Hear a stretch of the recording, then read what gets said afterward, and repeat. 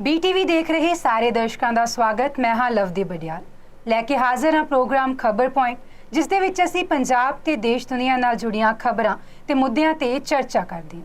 इन्हां खबरां ते मुद्दियां ते चर्चा करन लई हर वार दी तरह मेरे नाल मौजूद ने सीनियर पत्रकार शिविंदर सिंह जी। सब तो पहला उन्हां दा स्वागत कर लैंदे हां। सत श्री अकाल मेहरबानी शिविंदर जी। प्रोग्राम की शुरुआत कर लेने पंजाब के मौजूदा हालातों तो।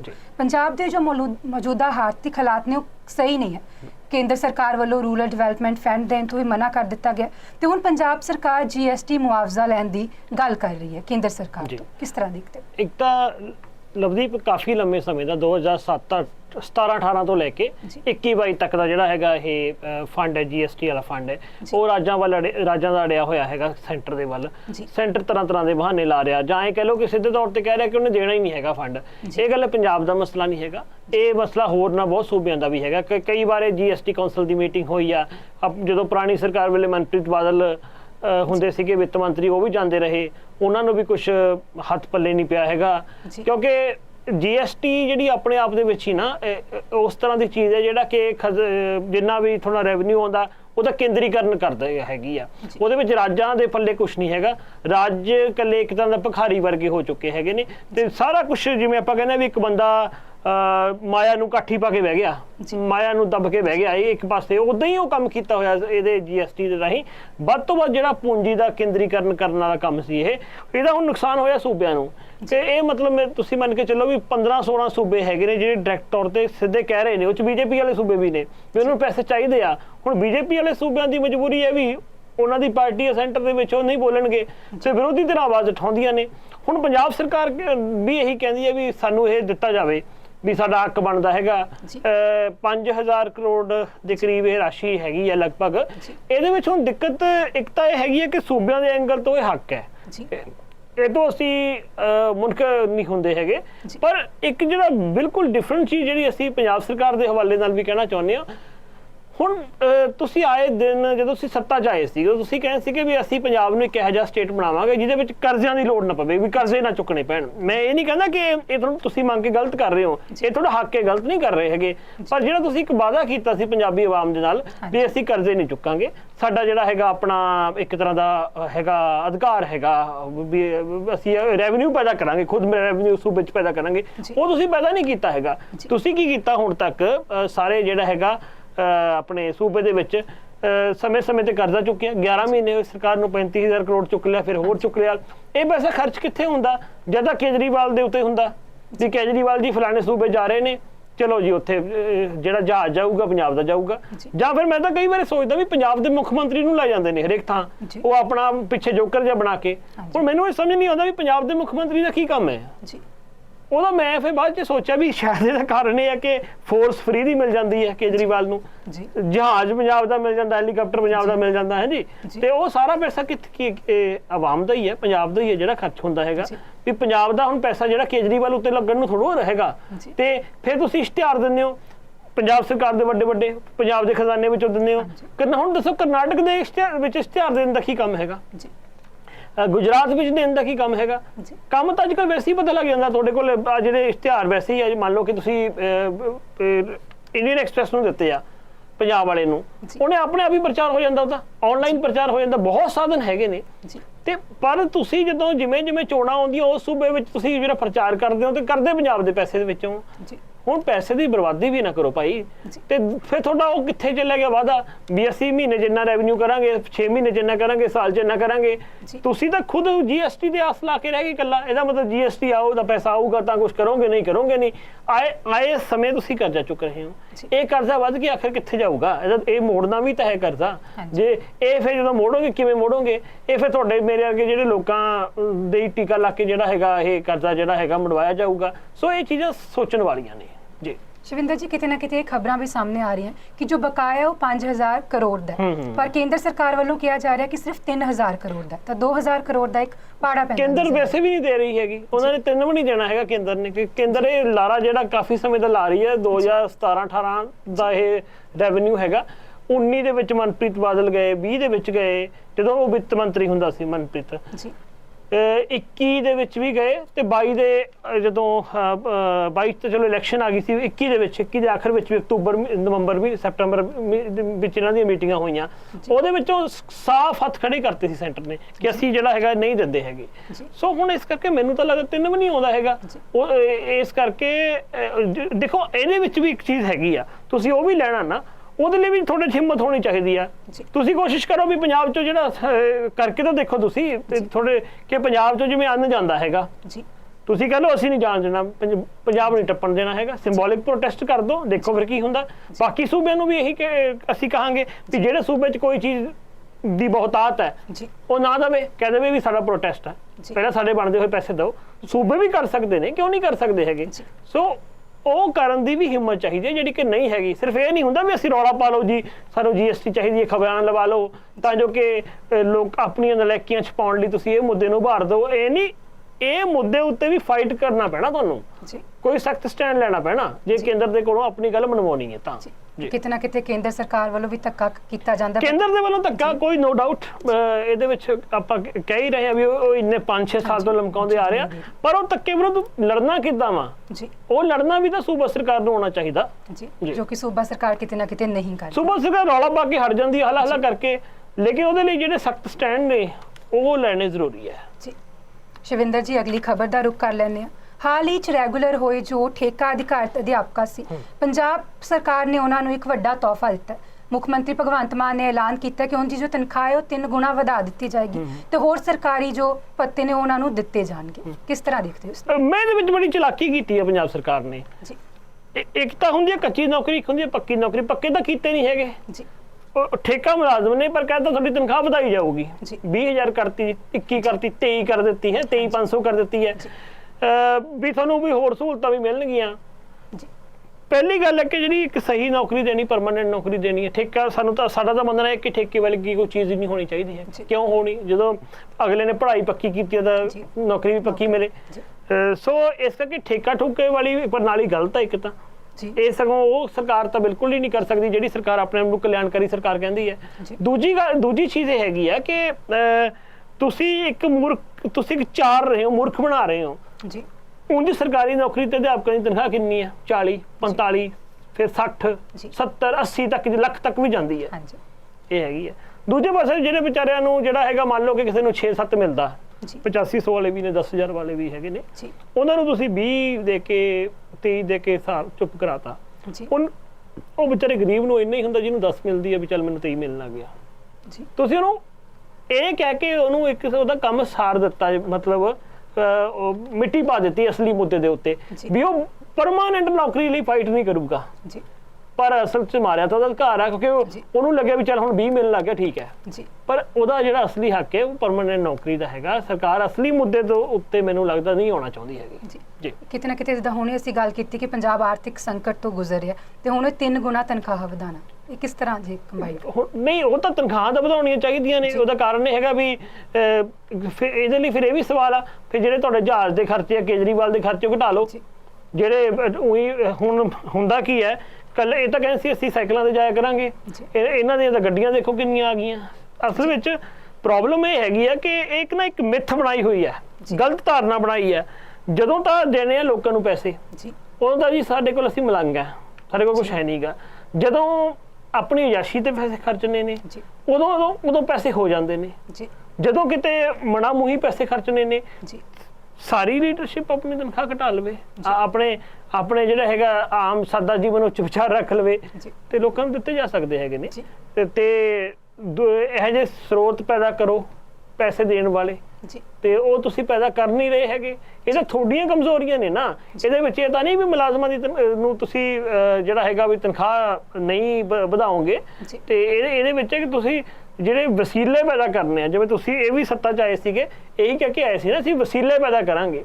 ਵਸੀਲੇ ਕਰ ਨਹੀਂ ਰਹੇ ਹੈਗੇ, ਕਰਜ਼ਾ ਲਈ ਜਾ ਰਹੇ ਹੈਗੇ ਨੇ, ਆਪਦੀ ਜਿਹੜੀ ਹੈਗੇ ਪੈਸੇ ਲਈ ਜਾ ਰਹੇ ਨੇ। ਆਪ ਇਹਨਾਂ ਦੇ MLA ਮੰਤਰੀ ਇਹੋ ਜਿਹੇ ਨੇ ਵੀ ਸਰਕਾਰੀ ਅਦਾਰਿਆਂ ਵਿੱਚੋਂ AC ਕੱਢ ਕੇ ਚੋਰੀ ਕਰੀ ਜਾ ਰਹੇ ਹੈਗੇ ਨੇ। ਸੋ ਉਹ ਚੀਜ਼ਾਂ ਤੋਂ ਵੱਲ ਗੌਰ ਕਰਨ ਦੀ ਲੋੜ ਹੈ। ਸ਼ਿਵਿੰਦਰ ਜੀ, ਅਗਲੀ ਖਬਰ ਦਾ ਰੁਖ ਕਰ ਲੈਂਦੇ ਹਾਂ। ਬੀਤੇ ਦਿਨ ਹੀ ਪੰਜਾਬ ਸਰਕਾਰ ਵੱਲੋਂ ਵਿਧਾਨ ਸਭਾ ਦੇ ਵਿੱਚ ਗੁਰਦੁਆਰਾ ਸੋਧ ਐਕਟ ਪਾਸ ਕੀਤਾ ਗਿਆ ਸੀ ਤੇ ਇਸ ਤੋਂ ਬਾਅਦ ਲੈ ਕੇ ਹੁਣ ਗੁਰਬਾਣੀ ਪ੍ਰਸਾਰਣ ਦਾ ਜੋ ਮਾਮਲਾ ਹੈ ਉਹ ਭਖਦਾ ਨਜ਼ਰ ਆ ਰਿਹਾ ਤੇ ਹੁਣ ਸ਼੍ਰੋਮਣੀ ਕਮੇਟੀ ਗੁਰਦੁਆਰਾ ਪ੍ਰਬੰਧਕ ਕਮੇਟੀ ਹੈ ਉਸ ਦਾ ਇੱਕ ਵਫਦ ਕੇਂਦਰੀ ਮੰਤਰੀ ਨੂੰ ਮਿਲਣ ਜਾ ਰਿਹਾ ਹੈ, ਗ੍ਰਹਿ ਮੰਤਰੀ ਨੂੰ ਮਿਲਣ। ਕਿਸ ਤਰ੍ਹਾਂ ਦੇਖਦੇ ਹੋ ਇਸ ਨੂੰ? ਸ਼੍ਰੋਮਣੀ ਕਮੇਟੀ ਨੂੰ ਦੇਖਣਾ ਹੋਵੇਗਾ ਵੀ ਇਸ ਮੁੱਦੇ ਉੱਤੇ ਕਿੰਨੀ ਕੁ ਫਾਈਟ ਕਰਦੀ ਆ, ਉਹਦਾ ਉਹਨੂੰ ਕਿੰਨਾ ਕੁ ਫਾਇਦਾ ਮਿਲਦਾ ਕਿ ਨਹੀਂ ਮਿਲਦਾ ਹੈਗਾ। ਸ਼੍ਰੋਮਣੀ ਕਮੇਟੀ ਨੇ ਪ੍ਰਸਤਾਵ ਰਾਹੀਂ ਉਹ ਕਰ ਦਿੱਤਾ, ਨਾਮਨਜ਼ੂਰ ਕੀਤਾ, ਕਿਉਂਕਿ ਉਹਦਾ ਵੀ ਇੱਕ ਜਿਹੜਾ ਗੁਰਦੁਆਰਾ ਐਕਟ ਆ ਉਹਦੇ ਵਿੱਚ ਇੱਕ ਪ੍ਰਾਵਧਾਨ ਸੀਗਾ ਵੀ ਜੇ ਪੁਰਾਣਾ ਗੁਰਦੁਆਰਾ ਐਕਟ ਦੇਖੀਏ ਵੀ ਜਿਹੜਾ ਵੀ ਕੋਈ ਸੰਸਦ ਦਾ ਵਿਧਾਨ ਸਭਾ ਨੇ ਕੋਈ ਬਿੱਲ ਪੇਸ਼ ਕਰਨਾ ਹੁੰਦਾ ਉਹ ਪੰਜਾਬ ਦੀ ਚਾਹੇ ਮਤਲਬ ਕੋਈ ਵੀ ਵਿਧਾਨ ਸਭਾ ਹੈਗੀ ਉਹ ਸਭ ਤੋਂ ਪਹਿਲਾਂ ਉਹ ਜਾਂ ਫਿਰ ਸੰਸਦ ਉਹ ਸ਼੍ਰੋਮਣੀ ਕਮੇਟੀ ਨੂੰ ਪ੍ਰਸਤਾਵ ਭੇਜਦੀ ਹੈ ਜਾਂ ਫਿਰ ਸ਼੍ਰੋਮਣੀ ਕਮੇਟੀ ਉਹਨੂੰ ਪ੍ਰਸਤਾਵ ਭੇਜਦੀ ਹੈ ਵੀ ਹਾਂ ਜੀ ਅਮੈਂਡਮੈਂਟ ਕਰੋ। ਉਹ ਜਿਹੜੀ ਮੱਦ ਹੈਗੀ ਉਸ ਪੁਰਾਣੇ ਸੰਵਿਧਾਨ ਦੇ ਵਿੱਚ ਉਸ ਮੱਦ ਨੂੰ ਆਧਾਰ ਬਣਾ ਕੇ ਇਹਨਾਂ ਨੇ ਰੱਦ ਕੀਤਾ ਹੈਗਾ ਤੇ ਲੇਕਿਨ ਉਹ ਰੱਦ ਹੋਏਗਾ ਨਹੀਂ ਕਿਉਂਕਿ ਪੰਜਾਬ ਸਰਕਾਰ ਕਰ ਚੁੱਕੀ ਹੈ, ਕਾਨੂੰਨ ਬਣਾ ਚੁੱਕੀ ਆ। ਇਹਦੇ ਲਈ ਫਿਰ ਉਹ ਚਾਰਾਜੋਈ ਕਰਨ ਲਈ ਸੈਂਟਰ 'ਚ ਗ੍ਰਹਿ ਮੰਤਰੀ ਨੂੰ ਮਿਲੇ ਨੇ। ਕੀ ਉਹ ਗ੍ਰਹਿ ਮੰਤਰੀ ਨੂੰ ਮਿਲ ਕੇ ਕੀ ਕਹਾਣੀ ਬਣਦੀ ਹੈ ਕੀ ਨਹੀਂ ਬਣਦੀ ਉਹ ਅੱਗੇ ਜਾ ਕੇ ਆਪਾਂ ਨੂੰ ਦੇਖਣਾ ਹੋਏਗਾ। ਸ਼੍ਰੋਮਣੀ ਕਮੇਟੀ ਇਸ ਤੋਂ ਪਹਿਲਾਂ ਰਾਜਪਾਲ ਨਾਲ ਵੀ ਮੁਲਾਕਾਤ ਰਾਜਪਾਲ ਨਾਲ ਤਾਂ ਕੀਤੀ ਸੀ ਕਿ ਰਾਜਪਾਲ ਜਿਹੜਾ ਹੈਗਾ ਉਸ ਕਾਨੂੰਨ ਨੂੰ ਨਾਮਨਜ਼ੂਰ ਕਰ ਦੇ। ਤਾਂ ਕਈ ਮਾਮਲਿਆਂ ਵਿੱਚ ਰਾਜਪਾਲ ਨੂੰ ਮਨਜ਼ੂਰ ਕਰਨਾ ਹੀ ਪੈਂਦਾ ਹੈਗਾ। ਆਪਾਂ ਜਿਵੇਂ ਪਿਛਲੇ ਸੈਗਮੈਂਟਸ ਵਿੱਚ ਗੱਲ ਕੀਤੀ ਆ ਵੀ ਵੱਧ ਤੋਂ ਵੱਧ ਰਾਜਪਾਲ ਇੱਕ ਦੋ ਵਾਰ ਕਹਿ ਦੇਗਾ ਵੀ ਮੈਂ ਇਹਨੂੰ ਵਿਚਾਰਨ ਲਈ ਭੇਜਦਾ ਹੈਗਾ, ਪਰ ਰਾਜਪਾਲ ਇਹ ਨਹੀਂ ਕਹਿ ਸਕਦਾ ਵੀ ਮੈਂ ਇਹਨੂੰ ਰੱਦ ਕਰਦਾ ਹੈਗਾ। ਜਦੋਂ ਰੱਦ ਕਰੂਗਾ ਫਿਰ ਦੁਬਾਰੇ ਜੇ ਰੱਦ ਕਰਨ ਦੀ ਉਹਨੇ ਹਿੰਮਤ ਕੀਤੀ ਫਿਰ ਦੁਬਾਰਾ ਇੱਕ ਤਰ੍ਹਾਂ ਨਾਲ ਵਿਧਾਨਕ ਸੰਕਟ ਖੜਾ ਹੋਊਗਾ, ਸੰਵਿਧਾਨਕ ਸੰਕਟ ਖੜਾ ਹੋਊਗਾ। ਮੁੱਖ ਮੰਤਰੀ ਵਰਸਸ ਰਾਜਪਾਲ ਤਾਂ ਚੱਲ ਹੀ ਰਿਹਾ ਪੰਜਾਬ ਦੇ ਵਿੱਚ। ਸ਼ਿਵਿੰਦਰ ਜੀ, ਜੋ ਗੁਰਦੁਆਰਾ ਐਕਟ ਹੈ ਉਸ ਨੂੰ ਪਾਸ ਕਰਨ ਲਈ ਸ਼੍ਰੋਮਣੀ ਕਮੇਟੀ ਦੀ ਕਿਤੇ ਨਾ ਕਿਤੇ ਮਨਜ਼ੂਰੀ ਜ਼ਰੂਰੀ ਹੁੰਦੀ ਹੈ, ਪਰ ਪੰਜਾਬ ਸਰਕਾਰ ਨੇ ਨਹੀਂ ਕੀਤਾ ਤਾਂ ਉਸ ਨੂੰ ਕਿਸ ਤਰ੍ਹਾਂ ਦੇਖਦੇ? ਹਾਂ, ਉੱਥੇ ਗਲਤ ਹੈ ਪੰਜਾਬ ਸਰਕਾਰ, ਟੈਕਨੀਕਲ ਤੌਰ ਤੇ ਗਲਤ ਹੈ।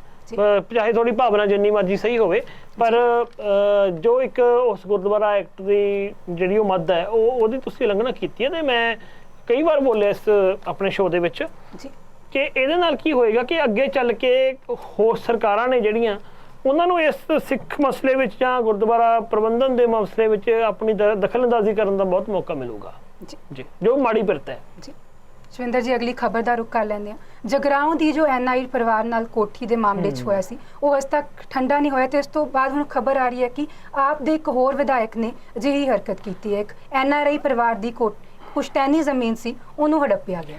ਦੇਖੋ, ਆਮ ਆਦਮੀ ਪਾਰਟੀ ਨੂੰ ਜਿਤਾਉਣ ਦੇ ਵਿੱਚ NRIs ਦਾ ਬਹੁਤ ਵੱਡਾ ਯੋਗਦਾਨ ਰਿਹਾ। ਉਹਨਾਂ ਨੇ ਉਹਨੂੰ ਜਿਤਾਇਆ, ਉਹਨਾਂ ਨੂੰ ਸੀਗਾ ਵੀ ਜਿੱਦਾਂ ਸਾਡੇ ਮੁਲਕ ਦੇ ਵਿੱਚ ਪ੍ਰਬੰਧ ਆ ਉਸ ਤਰ੍ਹਾਂ ਦਾ ਪ੍ਰਬੰਧ ਇੱਥੇ ਵੀ ਹੋਊਗਾ। ਕਾਫੀ ਯੋਗਦਾਨ ਪਾਇਆ, ਹਰ ਪੱਖੋਂ ਪਾਇਆ, ਜਿਹਨੂੰ ਕਹਿੰਦੇ ਆ ਕਿ ਮਾਇਕ ਤੌਰ ਤੇ ਵੀ ਪਾਇਆ ਵਾ। ਇੱਕ ਜਿਹੜਾ ਇੱਕ ਉਹ ਸਹਿਯੋਗ ਹੁੰਦਾ, ਮੋਰਲੀ ਸਪੋਰਟ ਹੁੰਦੀ, ਉਹ ਮੋਰਲੀ ਸਪੋਰਟ ਵੀ ਕੀਤੀ ਹੈਗੀ ਆ। ਇਹਦੇ ਵਿੱਚ ਇਹਨੇ ਵੀ ਕਹਿੰਦੇ ਸੀ ਵੀ ਅਸੀਂ ਲੋਕਾਂ ਦੇ ਬਣ ਕੇ ਰਹਾਂਗੇ। ਹੋ ਕੀ ਰਿਹਾ ਵੀ ਇਹਨਾਂ ਨੇ ਹੁਣ ਇਹ ਲੀਡਰਸ਼ਿਪ ਲਗਭਗ ਉਹੀ ਲੱਛਣਾਂ ਤੇ ਆ ਗਈ ਹੈ ਜਿਹੜੇ ਲੱਛਣਾਂ ਤੇ ਦੂਜੀਆਂ ਪਾਰਟੀਆਂ ਸੀਗੀਆਂ ਵੀ ਕਿਸੇ ਦੀ ਕੋਠੀ ਦੱਬ ਲਓ ਜੀ, ਕਿਸੇ ਦਾ ਫਲਾਣਾ ਕਰ ਲਓ।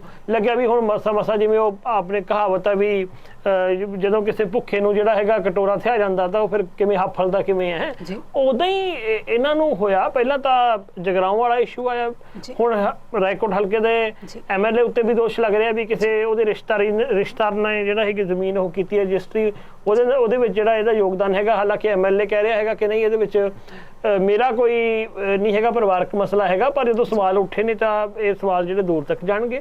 ਇਹਦੀ ਇਮਾਨਦਾਰੀ ਨਾਲ ਜਾਂਚ ਹੋਣੀ ਚਾਹੀਦੀ। ਜਾਂਚ ਹੀ ਨਹੀਂ ਬਲਕਿ ਜਿਹੜੀ ਇਹ ਜਗਰਾਓਂ ਵਾਲਾ ਮਾਮਲਾ ਵਾ ਉਹ ਤਾਂ ਹੁਣ ਸਪਸ਼ਟ ਹੋ ਗਿਆ ਸੀ।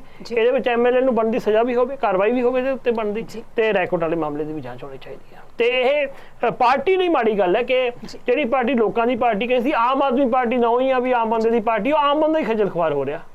ਕਿਉਂਕਿ ਆਪ ਵਿਧਾਇਕਾਂ ਤੇ ਦੋਸ਼ ਲੱਗਦੇ ਹੀ ਰਹੇ ਨੇ, ਕਿਉਂਕਿ ਬੀਤੇ ਦਿਨ ਵੀ ਇੱਕ ਖਬਰ ਆਈ ਸੀ ਕਿ ਇੱਕ ਆਪ ਵਿਧਾਇਕਾਂ ਨੇ ਫ੍ਰਿਜ ਤੇ AC ਨੂੰ ਲੈ ਕੇ ਘੁਟਾਲੇ ਕੀਤੇ ਉਹ ਚਰਚਾ 'ਚ ਰਿਹਾ। ਤੁਸੀਂ ਦੇਖੋ ਕਿ ਜਦੋਂ ਇਹ ਜਿਹੀਆਂ ਚੀਪ ਕਿਸਮ ਦੀਆਂ ਹਰਕਤਾਂ ਤੁਸੀਂ ਕਰੋਗੇ ਉਹ ਤੁਸੀਂ ਨਾ ਲੋਕਾਂ ਦਾ ਜਿਹੜਾ ਮਿਲਿਆ ਹੋਇਆ ਤੁਹਾਨੂੰ ਹੁੰਗਾਰਾ ਉਹਦੇ ਉਲਟ ਜਾਂਦਾ ਤੇ ਲੋਕਾਂ ਨਾਲ ਇੱਕ ਤਰ੍ਹਾਂ ਦਾ ਧੋਖਾ, ਲੋਕਾਂ ਦੀਆਂ ਭਾਵਨਾਵਾਂ ਨਾਲ ਵੀ ਖਿਲਵਾੜ ਹੈ। ਲੋਕਾਂ 'ਚ ਕਿਤੇ ਨਾ ਕਿਤੇ ਵਿਸ਼ਵਾਸ ਨਹੀਂ ਰਹਿ ਜਾਂਦਾ। ਲੋਕਾਂ 'ਚ ਵਿਸ਼ਵਾਸ ਸੀ, ਲੋਕ ਤੁਹਾਨੂੰ ਵਿਸ਼ਵਾਸ ਕਰਕੇ ਲੈ ਕੇ ਆਏ ਸੀ, ਤੁਸੀਂ ਉਹਦੇ ਤੇ ਸਾਰੇ ਤੇ ਜਿਹਨੂੰ ਕਹਿੰਦੇ ਆ ਵੀ ਮਾਂਜਾ ਮਾਰ ਦਿੱਤਾ। ਜੀ ਸ਼ਿਵਿੰਦਰ ਜੀ, ਅਗਲੀ ਖਬਰ ਦੀ ਚਰਚਾ ਕਰ ਲੈਂਦੇ ਹਾਂ। ਪੰਜਾਬ 'ਚ ਪ੍ਰੀ ਮੌਨਸੂਨ ਨੇ ਦਸਤਕ ਦੇ ਦਿੱਤੀ ਹੈ ਤੇ ਇਸ ਨੂੰ ਲੈ ਕੇ ਹੁਣ ਪੰਜਾਬ ਦੇ ਜੋ ਮੌਨਸੂਨ ਦੇ ਹਾਲਾਤ ਨੇ ਉਹਨਾਂ ਬਾਰੇ ਕੀ ਕਹਿਣਾ? ਹਾਂ, ਮੈਂ ਜਿਵੇਂ ਆਪਣੇ ਕੋਲ ਰਿਪੋਰਟ ਸ਼ਾਇਦ ਤੁਹਾਡੇ ਕੋਲ ਵੀ ਹੋਵੇ, ਮੈਂ ਆਪਣੇ ਦੋਸਤਾਂ ਨਾਲ ਇਹ ਸਾਂਝੀ ਕਰ ਦਿੰਦਾ ਹੈਗਾ। ਜਿਵੇਂ ਦੋਸਤੋ ਰਿਪੋਰਟ ਆਈ ਹੈ ਕਿ ਪੰਜਾਬ ਦੇ ਵਿੱਚ ਮੀਂਹ ਕਈ ਸਾਰੇ ਹਿੱਸਿਆਂ ਵਿੱਚ ਆਇਆ। ਇਸ ਮੀਂਹ ਦੀ ਦਸਤਕ ਹੋਈ ਹੈ ਤੇ ਖਾਸ ਕਰਕੇ ਪੰਜਾਬ ਦੇ ਕੁਝ ਖਾਸ ਜ਼ਿਲ੍ਹੇ ਨੇ ਜਿਵੇਂ ਫਿਰੋਜ਼ਪੁਰ ਹੈ, ਪਟਿਆਲਾ ਹੈ, ਮੋਹਾਲੀ ਹੈ, ਇਹਦੇ ਵਿੱਚ ਮੀਂਹ ਪਿਆ। ਤੇ ਅਗਲੇ 4 ਦਿਨਾਂ ਤੱਕ ਮੀਂਹ ਰਹਿਣ ਦੀ ਸੰਭਾਵਨਾ ਹੈਗੀ ਆ। ਹਿਮਾਚਲ ਦੇ ਵਿੱਚ ਮੌਤਾਂ ਵੀ ਹੋਈਆਂ ਨੇ, 6 ਮੌਤਾਂ ਹੋ ਚੁੱਕੀਆਂ ਨੇ ਹਿਮਾਚਲ ਦੇ ਵਿੱਚ, ਤੇ ਅੱਗੇ ਚੱਲ ਕੇ ਕਈ ਥਾਵਾਂ ਦੇ ਉੱਤੇ ਘਰ ਢਹੇ ਨੇ ਲੋਕਾਂ ਦੇ, ਕਈ ਥਾਵਾਂ ਉੱਤੇ ਘਰ ਢਹਿ ਮੌਤਾਂ ਵੀ ਹੋਈਆਂ ਹੈਗੀਆਂ ਨੇ। ਪੰਜਾਬ ਦੇ ਵਿੱਚੋਂ ਵੀ ਖਬਰਾਂ ਆਈਆਂ ਹੈਗੀਆਂ ਨੇ। ਸੋ ਇਹਦੇ ਪਹਿਲੂ ਹੈਗੇ ਨੇ ਇੱਕ ਤਰ੍ਹਾਂ ਨਾਲ ਦੁਖਦਾਈ, ਪਰ ਇਹ ਮੌਸਮ ਉਂਝ ਮੌਸਮ ਦੇ ਹਿਸਾਬ ਨਾਲ, ਕਿਸਾਨੀ ਦੇ ਹਿਸਾਬ ਨਾਲ ਇਹ ਖੁਸ਼ਗਵਾਰ ਹੈ, ਚੰਗਾ ਵਾ। ਬਹੁਤ ਕਾਫੀ ਗਰਮੀ ਹੋਈ ਸੀ, 45 ਡਿਗਰੀ ਤੋਂ ਉੱਪਰ ਤਾਪਮਾਨ ਸੀ। ਉਹ ਮੌਸਮ ਦੇ ਕਰਕੇ ਜਿਹੜਾ ਇੱਕ ਤਰ੍ਹਾਂ ਦਾ ਹੁੰਗਾਰਾ ਮਿਲਿਆ। ਵੈਸੇ ਵੀ ਮੌਨਸੂਨ ਜਿਹੜੀ ਆਈ ਹੈ ਇੱਕ ਤਾਂ ਪਹਿਲਾਂ ਆ ਚੁੱਕੀ ਹੈ, ਤੇ ਇਸ ਤੋਂ ਬਾਅਦ ਇੱਕੋ ਸਮੇਂ ਸ਼ਾਇਦ 62 ਸਾਲ ਬਾਅਦ ਹੋਇਆ। ਕੱਲ ਆਪਾਂ ਗੱਲ ਕੀਤੀ ਸੀ ਕਿ ਦਿੱਲੀ ਵਿੱਚ ਤੇ ਮੁੰਬਈ ਦੇ ਵਿੱਚ ਇਕੱਠਿਆਂ ਮੌਨਸੂਨ ਆਈ ਹੈਗੀ ਆ। ਸੋ ਇਹ ਕੁਦਰਤ ਦਾ ਇੱਕ ਰੰਗ ਹੈਗਾ। 4 ਦਿਨ ਤੱਕ ਹੋਰ ਪੰਜਾਬ ਦੇ ਵਿੱਚ ਇਦਾਂ ਦਾ ਮੌਸਮ ਰਹਿਣ ਦੀ ਪੇਸ਼ੀਨਗੋਈ ਕੀਤੀ ਜਾ ਰਹੀ ਹੈ। ਜੀ, ਕਿਤੇ ਨਾ ਕਿਤੇ ਕੁਦਰਤ ਨਾਲ ਖਿਲਵਾੜ ਕਰਕੇ ਵੀ ਹੋ ਸਕਦੀਆਂ ਚੀਜ਼ਾਂ। ਇਹਦੇ ਤਾਂ ਹੁਣ ਆਇਆ ਵੀ ਪ੍ਰੀ ਮੌਨਸੂਨ ਦਾ ਤਾਂ ਕਾਰਨ ਮੌਸਮ ਵਿਗਿਆਨੀ ਹੀ ਚੰਗੀ ਤਰ੍ਹਾਂ ਦੱਸ ਸਕਦੇ ਹੈਗੇ ਨੇ ਵੀ। ਉਹ ਤਾਂ ਮੈਂ ਕੀ ਉਹਦੇ ਤੇ ਕਮੈਂਟ ਕਰਾਂ। ਜੀ ਸ਼ਿਵਿੰਦਰ ਜੀ, ਅਗਲੀ ਖਬਰ ਦੀ ਚਰਚਾ ਕਰ ਲੈਂਦੇ ਹਾਂ। ਬੀਤੇ ਦਿਨ ਹੀ ਪ੍ਰਧਾਨ ਮੰਤਰੀ ਨਰਿੰਦਰ ਮੋਦੀ ਭੋਪਾਲ ਦੇ ਦੌਰੇ ਤੇ ਸੀ। ਇਸ ਦੌਰਾਨ ਉਹਨਾਂ ਨੇ ਵੰਦੇ ਭਾਰਤ ਟ੍ਰੇਨਾਂ ਨੂੰ ਹਰੀ ਝੰਡੀ ਦਿਖਾਈ ਤੇ ਇੱਕ ਰੈਲੀ ਨੂੰ ਸੰਬੋਧਿਤ ਵੀ ਕੀਤਾ। ਇਸ ਰੈਲੀ ਦੇ ਵਿੱਚ ਉਹਨਾਂ ਨੇ ਕਿਹਾ ਕਿ ਜੋ ਯੂਨੀਫਾਰਮ ਸਿਵਲ ਕੋਡ ਹੈ ਉਸ ਨੂੰ ਜਲਦ ਹੀ ਲਾਗੂ ਕੀਤਾ ਜਾਏਗਾ, ਤੇ ਜੋ ਉਹਨਾਂ ਦੀ ਸਰਕਾਰ ਹੈ ਉਹ ਜਲਦ ਹੀ ਇਹ ਭਰਮ ਦੂਰ ਕਰੇਗੀ ਕਿ ਸਿਵਲ ਕੋਡ ਜੋ ਹੈ ਲਾਗੂ ਨਹੀਂ ਕੀਤਾ ਜਾ ਸਕਦਾ। ਇੱਕ ਤਾਂ ਮੱਧ ਪ੍ਰਦੇਸ਼ ਦੇ ਵਿੱਚ ਇਲੈਕਸ਼ਨ ਆ ਰਹੀ ਹੈ, ਇਸੇ ਸਾਲ ਹੀ ਇਲੈਕਸ਼ਨ ਆ ਮੱਧ ਪ੍ਰਦੇਸ਼ ਦੇ ਵਿੱਚ।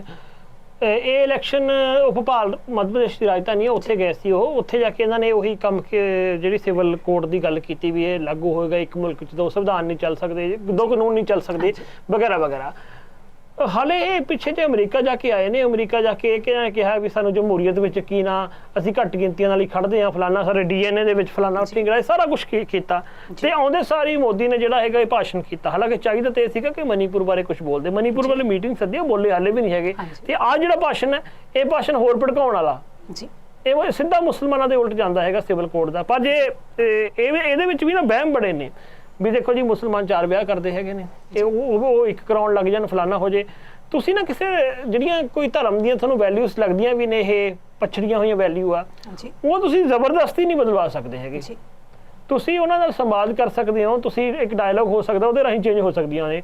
ਪਰ ਇਹ ਇਕੱਲੇ ਮੁਸਲਮਾਨ ਧਰਮ ਤੇ ਨਹੀਂ। ਜੇ ਵਿਆਹਾਂ ਦੀ ਗੱਲ ਹੀ ਕਰੀਏ, ਪਹਿਲੀ ਗੱਲ ਤਾਂ ਹੈਗੀ ਕਿ ਗੋਆ ਦੇ ਵਿੱਚ ਹਿੰਦੂਆਂ ਦੇ ਲਈ ਹਾਲੇ ਵੀ ਰੂਲ ਹੈਗਾ ਕਿ ਜੇਕਰ ਤੁਹਾਡੇ ਵਿਆਹ ਹੋਇਆ 25 ਸਾਲ ਤੁਹਾਡੀ ਔਰਤ ਦੀ ਉਮਰ ਹੋ ਗਈ ਹੈ, ਔਰਤ ਗਰਭਵਤੀ ਨਹੀਂ ਹੋਈ, ਤਾਂ ਤੁਸੀਂ ਬੱਚਾ ਲੈਣ ਲਈ ਇੱਕ ਹੋਰ ਵਿਆਹ ਕਰਾ ਦਿਓ। ਹਿੰਦੂਆਂ 'ਚ ਹੁੰਦਾ ਬਿਨਾਂ ਤਲਾਕ ਦਿੱਤੇ, ਗੋਆ ਦੇ ਵਿੱਚ ਹੈਗਾ। ਇਸੇ ਢੰਗ ਦੇ ਨਾਲ ਹੀ ਜੇ 30 ਦੀ ਹੋ ਗਈ, ਉਸ ਤੋਂ ਬਾਅਦ ਵਿੱਚ ਕੋਈ ਉਹਦੀ ਗਰਭਵਤੀ ਨਹੀਂ ਹੁੰਦੀ, ਫਿਰ ਵੀ ਤੁਸੀਂ ਜਿਹੜਾ ਵਿਆਹ ਕਰ ਸਕਦੇ ਹੈਗੇ ਹੋ। ਇਹ ਤਾਂ ਹਿੰਦੂ ਭਾਈਚਾਰੇ 'ਚ ਆਮ ਤੌਰ ਤੇ ਆਪਾਂ ਕਹਾਣੀਆਂ ਸੁਣਦੇ, ਆਪਣੇ ਪੰਜਾਬ 'ਚ ਵੀ ਸੁਣਿਆ ਹੋਣਾ ਵੀ ਫਲਾਣੀ ਦੇ ਬੱਚਾ ਨਹੀਂ ਹੋਇਆ, ਇੱਕ ਉਹਨੇ ਹੋਰ ਵਿਆਹ ਕਰਾ ਲਿਆ। ਇਹ ਇਤਿਹਾਸਕ ਸਾਡੀਆਂ ਬਹੁਤ ਸਾਰੀਆਂ ਪਰਸਨੈਲਿਟੀਜ਼ ਬਾਰੇ ਵੀ ਆ ਵੀ ਉਹਨਾਂ ਨੇ ਦੂਜਾ ਤੀਜਾ ਵਿਆਹ ਇਸ ਲਈ ਕਰਵਾਇਆ ਸੀਗਾ ਵੀ ਉਹਨਾਂ ਦੇ ਬੱਚਾ ਨਹੀਂ ਹੋਇਆ। ਸੋ ਇਹਨੂੰ ਕੀ ਕਹੋਗੇ? ਇਹ ਤਾਂ ਕੋਈ ਮੁਸਲਮਾਨ ਭਾਈਚਾਰਾ ਨਹੀਂ ਹੈਗਾ, ਇਹ ਤਾਂ ਸਿੱਖ ਭਾਈਚਾਰਾ ਜਾਂ ਹਿੰਦੂ ਭਾਈਚਾਰਾ, ਖਾਸ ਕਰ ਹਿੰਦੂ ਭਾਈਚਾਰੇ ਦੀ ਗੱਲ ਕਰ ਰਹੇ ਹਾਂ ਆਪਾਂ। ਸੋ ਇਹ ਚੀਜ਼ਾਂ ਪਈਆਂ ਨੇ ਮੁਆਸ਼ਰੇ ਦੇ ਵਿੱਚ। ਇਹ ਚੀਜ਼ਾਂ ਨਾਲ ਤੁਸੀਂ ਇੱਕ ਡਾਇਲੌਗ ਕਰਕੇ ਹੋ ਸਕਦਾ। ਜੇ ਤੁਹਾਨੂੰ ਇੰਨਾ ਹੀ ਫਿਕਰ ਹੈ ਕਿ ਇਹ ਔਰਤ ਨਾਲ ਮਾੜਾ ਹੋ ਰਿਹਾ, ਮੁਸਲਮਾਨ ਔਰਤ ਨਾਲ ਮਾੜਾ ਹੋ ਰਿਹਾ, ਫਿਰ ਬਈ ਹਿੰਦੂ ਔਰਤਾਂ ਨਾਲ ਵੀ ਮਾੜਾ ਹੋ ਰਿਹਾ, ਉਹਨਾਂ ਵਿਰੁੱਧ ਬਣਾਓ ਕਾਨੂੰਨ। ਉਹ ਤੁਸੀਂ ਬਣਾਉਂਦੇ ਨਹੀਂ। ਤੁਹਾਡਾ ਔਰਤਾਂ ਬਾਰੇ ਵੀ ਜਿਹੜਾ ਨਜ਼ਰੀਆ ਹੈਗਾ ਸੰਕੀਰਣ ਹੈ। ਅਸਲ ਵਿੱਚ ਤੁਸੀਂ ਮੁਸਲਮਾਨ ਔਰਤਾਂ ਦਾ ਬਹਾਨਾ ਲਾ ਕੇ ਮੁਸਲਮਾਨ ਮਰਦਾਂ ਦੇ ਪ੍ਰਤੀ ਆਪਣੀ ਨਫ਼ਰਤ ਦਿਖਾ ਰਹੇ ਹੋ। ਦੂਸਰੀ ਚੀਜ਼ ਜੋ ਦੇਖਣ ਵਾਲੀ ਹੈ, ਜੇ ਮੁਸਲਮਾਨ ਔਰਤਾਂ ਪ੍ਰਤੀ ਇੰਨਾ ਹੀ ਤਾਂ ਨਾ ਸੀਗਾ, ਬਿਲਕਿਸ ਬਾਨੋ ਦੇ ਜਿਹੜੇ ਦੋਸ਼ੀ ਉਹਨਾਂ ਨੂੰ ਤਾਂ ਬਾਹਰ ਤੁਸੀਂ ਕੱਢ ਦਿੱਤਾ। ਜਿਹੜੇ ਦਿਨ ਤੁਸੀਂ ਭਾਸ਼ਣ ਝਾੜਿਆ ਵੀ ਔਰਤਾਂ ਨਾਲ ਆਏ ਹੋਣਾ ਚਾਹੀਦਾ, ਉਸੇ ਦਿਨ ਹੀ ਉਹ ਬਿਲਕਿਸ ਬਾਨੋ ਦੇ ਜਿਹੜੇ ਦੋਸ਼ੀ ਨੇ ਉਹਨਾਂ ਨੂੰ ਤੁਸੀਂ ਬਾਹਰ ਕੱਢਿਆ ਸੀਗਾ। ਸੋ ਮੁਸਲਮਾਨਾਂ ਨੂੰ ਗਿਣ ਮਿੱਥ ਕੇ ਜਿਹੜੀ ਇਹ ਸਰਕਾਰ ਹੈਗੀ ਆ ਉਹ ਟਾਰਗੇਟ ਬਣਾ ਰਹੀ ਹੈ, ਚਾਹੇ ਉਹ ਸਾਂਝੇ ਸਿਵਲ ਕੋਡ ਦੇ ਬਹਾਨੇ, ਕਿਸੇ ਹੋਰ ਕਾਨੂੰਨ ਦੇ ਬਹਾਨੇ ਉਹਨਾਂ ਨੂੰ ਇੱਕ ਦੋਇਮ ਦਰਜੇ ਦਾ ਨਾਗਰਿਕ ਬਣਾਉਣ ਦੀ ਕੋਸ਼ਿਸ਼ ਹੈਗੀ ਆ, ਜਿਹਦਾ ਮੈਨੂੰ ਲੱਗਦਾ ਕਿ ਇੱਕ ਸਿਵਲ ਸੋਸਾਇਟੀ ਵੱਲੋਂ ਲੋਕਾਂ ਵੱਲੋਂ ਵਿਰੋਧ ਹੋਣਾ ਬਣਦਾ। ਤੇ ਹੁਣ ਇਲੈਕਸ਼ਨ ਨੇੜੇ ਆ ਰਹੀ ਹੈ, ਲੋਕ ਸਭਾ ਦੀ ਤਾਂ ਆਏਗੀ ਅਗਲੇ ਸਾਲ। ਇਹ ਮੱਧ ਪ੍ਰਦੇਸ਼ ਦੀ ਇਲੈਕਸ਼ਨ ਆ ਰਹੀ ਹੈ, ਇਹਨਾਂ ਦਾ ਰਿਪੋਰਟ ਕਾਰਡ ਮਾੜਾ ਹੈਗਾ। ਇਹ ਇੱਕ ਤਾਂ ਅੰਕੜਾ ਹੀ ਆ ਚੁੱਕਾ ਵੀ ਸ਼ਾਇਦ ਬੀਜੇਪੀ ਦਾ ਨੁਕਸਾਨ ਹੋ ਸਕਦਾ ਹੈਗਾ। ਹੁਣ ਸਾਨੂੰ ਨਹੀਂ ਪਤਾ ਕਿ ਉੱਥੇ ਕੀ ਕਹਾਣੀ ਹੋਊਗੀ, ਪਰ ਜੇ ਮੱਧ ਪ੍ਰਦੇਸ਼ ਦੇ ਵਿੱਚ ਆਉਂਦੀ ਹੈ ਖਬਰ, ਤੇ ਹੁਣ ਇਹਨਾਂ ਦੇ ਕੋਲ ਇੱਕੋ ਹੀ ਗਾਡੀ ਦਾ ਹੈਗਾ ਵੀ ਵੱਧ ਤੋਂ ਵੱਧ ਕਮਿਊਨਲ ਇਸ਼ੂ ਉਠਾਓ। ਅੱਜ 2 ਘਟਨਾਵਾਂ ਸਾਹਮਣੇ ਆ ਰਹੀਆਂ ਨੇ। ਇੱਕ ਮਹਾਰਾਸ਼ਟਰ ਤੋਂ ਆ ਰਹੀ ਹੈ ਵੀ ਇੱਕ ਬੱਕਰਾ ਕਿਸੇ ਬੰਦੇ ਨੇ, ਮੁਸਲਮਾਨ ਨੇ ਲਿਆ, ਆਪਣੀ ਸੁਸਾਇਟੀ 'ਚ ਬੱਕਰਾ ਲੈ ਕੇ ਗਿਆ, ਕਿਉਂਕਿ ਉਹ ਧਾਰਮਿਕ ਤਿਉਹਾਰ ਆਉਣ ਵਾਲਾ, ਤੇ ਉਹਨੂੰ ਲੈ ਕੇ ਉਹ ਹੱਲਾ ਖੜਾ ਕਰ ਦਿੱਤਾ ਵੀ ਬੱਕਰਾ ਕਿਉਂ ਲੈ ਕੇ ਆਇਆ। ਉਹ ਇਹ ਨਹੀਂ ਕਿ ਉੱਥੇ ਪਹਿਲਾਂ ਕਦੇ ਬੱਕਰਾ ਨਹੀਂ ਆਇਆ ਹੋਣਾ, ਬੱਕਰਾ ਆਇਆ। ਬਸ ਇਹ ਮੁਸਲਮਾਨਾਂ ਨੂੰ ਗਿਣ ਕੇ ਟਾਰਗੇਟ ਕਰਕੇ ਹੈ ਜੀ ਇੱਕ ਲੜਕੀ ਨੇ ਵਿਆਹ ਕਰਵਾਇਆ ਸੀਗਾ ਮੁਸਲਿਮ ਲੜਕੇ ਨਾਲ, ਉਹਦਾ ਵੀ ਘੁੰਮ ਰਿਹਾ ਵੀ ਉਹਦਾ ਪਿਓ ਉਹਦੇ ਉੱਤੇ ਉਹ ਪਾ ਗਿਆ, ਕਫਨ ਪਾ ਗਿਆ ਵੀ ਲੈ ਤੂੰ ਮਰ ਗਈ ਜੀ। ਇਹ ਚੀਜ਼ਾਂ ਪਹਿਲਾਂ ਨਹੀਂ ਅਸੀਂ ਕਦੇ ਦੇਖੀਆਂ ਸੀਗੀਆਂ ਜੀ। ਇਹ ਚੀਜ਼ਾਂ ਹੋ ਰਹੀਆਂ। ਇੱਕ ਮਾਹੌਲ ਬਣਾਇਆ, ਇਹ ਸਰਕਾਰ ਨੇ ਮਾਹੌਲ ਬਣਾਇਆ, ਸਰਕਾਰ ਦੇ ਗੋਦੀ ਮੀਡੀਆ ਨੇ ਮਾਹੌਲ ਬਣਾਇਆ, ਇਹ ਮਾਹੌਲ RSS ਬਜਰੰਗ ਦਲੀਆਂ ਨੇ ਬਣਾਇਆ ਤੇ ਜਿਨ੍ਹਾਂ ਦੀ ਸਪੋਰਟ ਜਿਹੜੀ ਪੂਰੀ ਤਰ੍ਹਾਂ ਮੋਦੀ ਐਂਡ ਕੰਪਨੀ ਕਰ ਰਹੀ ਹੈ ਜੀ ਕਿ ਸਰਕਾਰ ਜਾਣਬੁੱਝ ਕੇ ਘੱਟ ਗਿਣਤੀਆਂ ਨੂੰ ਟਾਰਗੇਟ ਹੀ ਕਰ ਰਹੀ ਹੈ, ਇਸ ਲਈ ਕਿ ਉਹਨਾਂ ਦਾ ਕਮਿਊਨਲ ਪਤਾ ਚੱਲੇ, ਉਹ ਸੱਤਾ ਦੇ ਵਿੱਚ ਦੁਬਾਰੇ ਆ ਸਕਣ, ਹਿੰਦੂਆਂ ਨੂੰ ਡਰਾ ਕੇ ਆ ਸਕਣ ਵੀ ਦੇਖੋ ਤੁਹਾਡੇ ਲਈ ਜਿਹੜਾ ਮੁਸਲਮਾਨ ਖਤਰਨਾਕ ਹੈ। ਇਹ ਕਹਾਣੀ ਹੈ ਇਹਦੀ। ਜਿੰਨਾ ਮਤਲਬ ਇਹਨੇ ਮੋਦੀ ਉੱਥੇ ਬੋਲ ਕੇ ਆਇਆ ਵੀ ਅਸੀਂ ਜੀ ਜਮਹੂਰੀ ਅਧਿਕਾਰਾਂ ਦੇ ਰਾਖੇ ਆ, ਫਲਾਨਾ ਢੀਂਗੜਾ, ਹੁਣ 2 ਦਿਨਾਂ ਬਾਅਦ ਆ ਕੇ ਸਾਰਾ ਕੁਝ ਕਰਨ ਲੱਗ ਗਿਆ। ਇਹਦਾ ਮਤਲਬ ਹੈ ਕਿ ਸਮਝਦਾ ਕਿ ਦੁਨੀਆ ਮੂਰਖ ਹੈ, ਮਤਲਬ ਮੈਂ ਬਹੁਤ ਸਿਆਣਾ ਹੈਗਾ, ਦੁਨੀਆ ਬੜੀ ਮੂਰਖ ਹੈਗੀ ਆ। ਸੋ ਇਹ ਕੋਈ ਪਹਿਲੀ ਵਾਰ ਨਹੀਂ ਕਰ ਰਹੇ ਮੋਦੀ ਹੋਰੇ, ਇਹ ਤੋਂ ਪਹਿਲਾਂ ਵੀ ਜਿਵੇਂ ਬਿਲਕੁਲ ਸਬਾਨੋ ਦਾ ਉਦਾਹਰਨ ਆ, ਪੂਰਾ ਔਰਤਾਂ ਬਾਰੇ ਪ੍ਰਵਚਨ ਦਿੱਤਾ ਇਹਨੇ 15 ਅਗਸਤ ਵਾਲੇ ਦਿਨ, ਉਸੇ ਦਿਨ ਹੀ ਬਿਲਕੁਲ ਸਬਾਨੋ ਦੇ ਦੋਸ਼ੀਆਂ ਨੂੰ ਛੱਡ ਦਿੱਤਾ। ਇਹ ਐਂ ਸਮਝਦਾ ਵੀ ਮੈਂ ਜਿਹੜੀਆਂ ਜਬਲੀਆਂ ਮਾਰਦਾ ਹੈਗਾ ਇਹਦਾ ਕੋਈ ਨੋਟਿਸ ਨਹੀਂ ਕਰੇਗਾ, ਮਤਲਬ ਕਹੇਗਾ ਤਾੜੀ ਮਾਰੇਗਾ, ਦੂਜੇ ਪਾਸੇ ਮੈਂ ਬਿਲਕੁਲ ਉਲਟ ਵੀ ਚੱਲ ਕੇ ਦਿਖਾਵਾਂਗਾ, ਮੈਂ ਇੱਕੋ ਸਮੇਂ 2 ਰੰਗ ਬਦਲਾਂਗਾ ਤੇ ਮੈਨੂੰ ਕੋਈ ਕਹਿਣ ਵਾਲਾ ਕੁਝ ਨਹੀਂ ਹੈਗਾ। ਇਹ ਚੀਜ਼ ਹੈ ਜੀ। ਸ਼ਿਵਿੰਦਰ ਜੀ, ਅਗਲੀ ਖਬਰ ਦੀ ਚਰਚਾ ਕਰ ਲੈਂਦੇ ਹਾਂ। ਮਣੀਪੁਰ ਹਿੰਸਾ ਨੂੰ ਲੈ ਕੇ ਹੁਣ ਉੱਥੇ ਰਾਹੁਲ ਗਾਂਧੀ ਦੌਰਾ ਕਰਨ ਜਾ ਰਹੇ ਨੇ। ਕੇਸੀ ਵੇਣੂਗੋਪਾਲ ਨੇ ਜਾਣਕਾਰੀ ਟਵੀਟ ਕਰਕੇ ਸਾਂਝਾ ਕੀਤੀ ਹੈ, ਕਿਸ ਤਰ੍ਹਾਂ ਦੇਖਦੇ ਹੋ? ਦੇਖੋ ਅਜੇ ਤੱਕ ਦੌਰਾ ਪ੍ਰਧਾਨ ਮੰਤਰੀ ਨੂੰ ਕਰਨਾ ਚਾਹੀਦਾ ਸੀਗਾ, ਉਹ ਨਹੀਂ ਕੀਤਾ ਜੀ। ਅਪੀਲ ਵੀ ਸ਼ਾਂਤੀ ਦੀ ਪ੍ਰਧਾਨ ਮੰਤਰੀ ਨੂੰ ਕਰਨੀ ਚਾਹੀਦੀ ਸੀ, ਨਹੀਂ ਕੀਤੀ। ਵਿਰੋਧੀ ਧਿਰ ਦੇ ਇਦੋਂ ਪਹਿਲਾਂ ਸੋਨੀਆ ਗਾਂਧੀ ਨੇ ਅਪੀਲ ਕੀਤੀ ਹੈ ਜੀ, ਹੋਰ ਵਿਰੋਧੀ ਪਾਰਟੀਆਂ ਨੇ ਕੀਤੀ ਆ ਜੀ, ਬਾਅਦ ਵਿੱਚ ਫਿਰ ਅਮਿਤ ਸ਼ਾਹ ਨੂੰ ਇੱਕ ਮੀਟਿੰਗ ਬੁਲਾਉਣੀ ਪਈ, ਆਪਾਂ ਨੂੰ ਪਤਾ। ਉਹ ਸੋਨੀਆ ਗਾਂਧੀ ਨੇ ਜਦੋਂ ਕਰ ਦਿੱਤਾ ਫਿਰ ਇਹਨਾਂ ਨੂੰ ਫਿਕਰ ਹੋ ਗਿਆ ਵੀ ਇਹ ਤਾਂ ਹੁਣ ਕੰਮ ਉਲਟਾ ਪੈ ਗਿਆ, ਪਰ ਮੋਦੀ ਅਜੇ ਤੱਕ ਨਹੀਂ ਬੋਲਿਆ। ਮੋਦੀ ਦੀ ਜਿਹੜੀ ਚੁੱਪਾਂ ਨੂੰ ਲੋਕ ਇਹ ਦੇਖ ਰਹੇ ਹੈਗੇ ਨੇ ਕਿ ਸ਼ਾਇਦ ਇਹ ਚਾਹੁੰਦੇ ਨੇ ਕਿ ਜਿਹੜੀਆਂ ਫੋਰਸਸ ਇਸ ਤਰ੍ਹਾਂ ਦਾ ਹਾਲ ਕਰ ਰਹੀਆਂ ਨੇ ਉਹ ਇਸ ਤਰ੍ਹਾਂ ਦਾ ਹਾਲ ਕਰ ਦੇਣ, ਜਿਵੇਂ ਗੁਜਰਾਤ ਦੇ ਵਿੱਚ ਹੋਇਆ ਸੀਗਾ ਜੀ। ਇਹ ਇੱਥੇ ਦੌਰਾ ਮੋਦੀ ਨੂੰ ਕਰਨਾ ਚਾਹੀਦਾ ਸੀ, ਜਿਹੜਾ ਇੱਥੇ ਭੜਕਾਉਣ ਲੱਗਿਆ ਹੋਇਆ ਮੱਧ ਪ੍ਰਦੇਸ਼ ਵਿੱਚ ਜਾ ਕੇ, ਉਹਨੂੰ ਸਭ ਤੋਂ ਪਹਿਲਾਂ ਦੌਰਾ ਉੱਥੇ ਕਰਨਾ ਚਾਹੀਦਾ ਸੀ। ਵੈਸੇ ਦੌਰਾ ਕੀ 2 ਮਹੀਨੇ ਹੋ ਗਏ ਉੱਥੇ, ਤਾਂ ਮਈ ਦੀ ਹਿੰਸਾ ਚੱਲਦੀ ਹੈਗੀ ਆ, ਤੁਹਾਨੂੰ ਮਈ ਦੇ ਵਿੱਚ ਸ਼ੁਰੂਆਤ 'ਚ ਜਾ ਕੇ ਕਰਨਾ ਚਾਹੀਦਾ ਸੀ। ਤੁਸੀਂ ਆਪਣੇ ਆਪ ਨੂੰ ਨਹਿਰੂ ਦੇ ਬਰਾਬਰ, ਗਾਂਧੀ ਦੇ ਬਰਾਬਰ ਮੰਨਣ ਲੱਗੇ ਹੋ। ਗਾਂਧੀ ਤਾਂ ਬਾਰੇ ਤਾਂ ਇਹ ਵੀ ਹੈ ਕਿ ਜਿੱਥੇ ਜਦੋਂ ਹਿੰਸਾ ਹੁੰਦੀ ਸੀ ਗਾਂਧੀ ਅੱਗੇ ਜਾ ਕੇ ਖੜ ਜਾਂਦਾ ਹੁੰਦਾ ਸੀ ਹੈ। ਤੇ ਤੁਸੀਂ ਸਗੋਂ ਖੁਦ ਜਿਹੜਾ ਇੱਕ ਕਮਿਊਨਲ ਮਾਹੌਲ ਆ ਉਹ ਖੁਦ ਪੈਦਾ ਕਰ ਰਹੇ ਹੋ, ਬਿਆਨ ਦੇ ਕੇ ਕਰ ਰਹੇ ਹੈਗੇ ਹੋ। ਅੱਜ ਜਿਹੜਾ ਹੁਣ ਸਾਂਝੇ ਸਿਵਲ ਕੋਡ ਵਾਲਾ ਬਿਆਨ ਆ, ਕੀ ਤੁਹਾਨੂੰ ਲੱਗਦਾ ਵੀ ਇਹ ਸ਼ਾਂਤੀ ਵਾਲਾ ਬਿਆਨ ਹੈਗਾ? ਇਹਦੇ ਵਿੱਚ ਵੀ ਹਿੰਸਾ ਭਟਕੂਗੀ, ਇਹਦੇ ਵਿੱਚ ਵੀ ਇੱਕ ਖਾਸ ਭਾਈਚਾਰੇ ਨੂੰ ਮੈਸੇਜ ਦਿੱਤਾ ਗਿਆ ਮੋਦੀ ਵੱਲੋਂ। ਪ੍ਰਧਾਨ ਮੰਤਰੀ ਮੋਦੀ ਵੱਲੋਂ ਵਿਰੋਧੀ ਧਿਰਾਂ ਤੇ ਨਿਸ਼ਾਨੇ ਹੀ ਸਾਧੇ ਜਾਂਦੇ ਨੇ, ਪਰ ਅਸਲ 'ਚ ਕੋਈ ਕੰਮ ਨਹੀਂ ਕੀਤਾ ਜਾਂਦਾ। ਮੋਦੀ ਦਾ ਕੰਮ ਇੱਕੋ ਹੀ ਆ, ਇੱਕ ਤਾਂ 24 ਘੰਟੇ ਚੋਣਾਂ ਦੀ ਮੁਦਰਾ ਵਿੱਚ ਰਹਿੰਦੇ ਨੇ, ਜਿਹੜੇ ਕੰਮ ਕਰਨਾ ਉਹ ਕਰਨਾ ਨਹੀਂ। ਚੋਣਾਂ ਦੀ ਮੁਦਰਾ ਵਿੱਚ ਰਹਿਣ ਸਮੇਂ ਉਹ ਜਦੋਂ ਹੀ ਚੋਣਾਂ ਦਾ ਸਮਾਂ ਆਉਂਦਾ ਉਹ ਫਿਰ ਇੱਕਦਮ ਕਮਿਊਨਲ ਭਾਸ਼ਣਾਂ ਦੇ ਸ਼ੁਰੂ ਹੋ ਜਾਂਦੇ ਹੈਗੇ ਨੇ। ਜ਼ਮੀਨ ਤੇ ਤਾਂ 24 ਘੰਟੇ ਚੱਲਦੇ ਨੇ ਉਹਨਾਂ ਦੀ ਫੋਰਸਸ ਦੁਆਰਾ, ਉਹਨਾਂ ਨੂੰ ਪੂਰਾ ਐਕਟਿਵ ਕਰ ਦਿੱਤਾ ਜਾਂਦਾ ਹੈਗਾ। ਤੇ ਉਹ ਫਿਰ ਉਹ ਤੁਹਾਨੂੰ ਲੱਗਦਾ ਹੀ ਨਹੀਂ ਕਿ ਕੋਈ ਪ੍ਰਧਾਨ ਮੰਤਰੀ ਮੁਲਕ ਦਾ, ਉਹ ਤਾਂ ਇਹ ਲੱਗਦਾ ਕਿ ਇੱਕ ਫਾਸਿਸਟ ਕਿਸਮ ਦਾ ਨੇਤਾ, ਇੱਕ ਫਿਰਕਾ ਪ੍ਰਸਤ ਨੇਤਾ ਹੈਗਾ, ਲੋਕਾਂ ਨੂੰ ਜੋ ਲੜਾ ਰਿਹਾ ਵਾ। ਇਸ ਤਰ੍ਹਾਂ ਦੀ ਇੱਕ ਤਸਵੀਰ ਮੋਦੀ ਦੀ ਜਿਹੜੀ ਬਣ ਜਾਂਦੀ ਹੈ ਪੂਰੇ ਮੁਲਕ ਦੇ ਵਿੱਚ ਚੋਣਾਂ ਦੇ ਦੌਰਾਨ ਖਾਸ ਕਰਕੇ ਜੀ।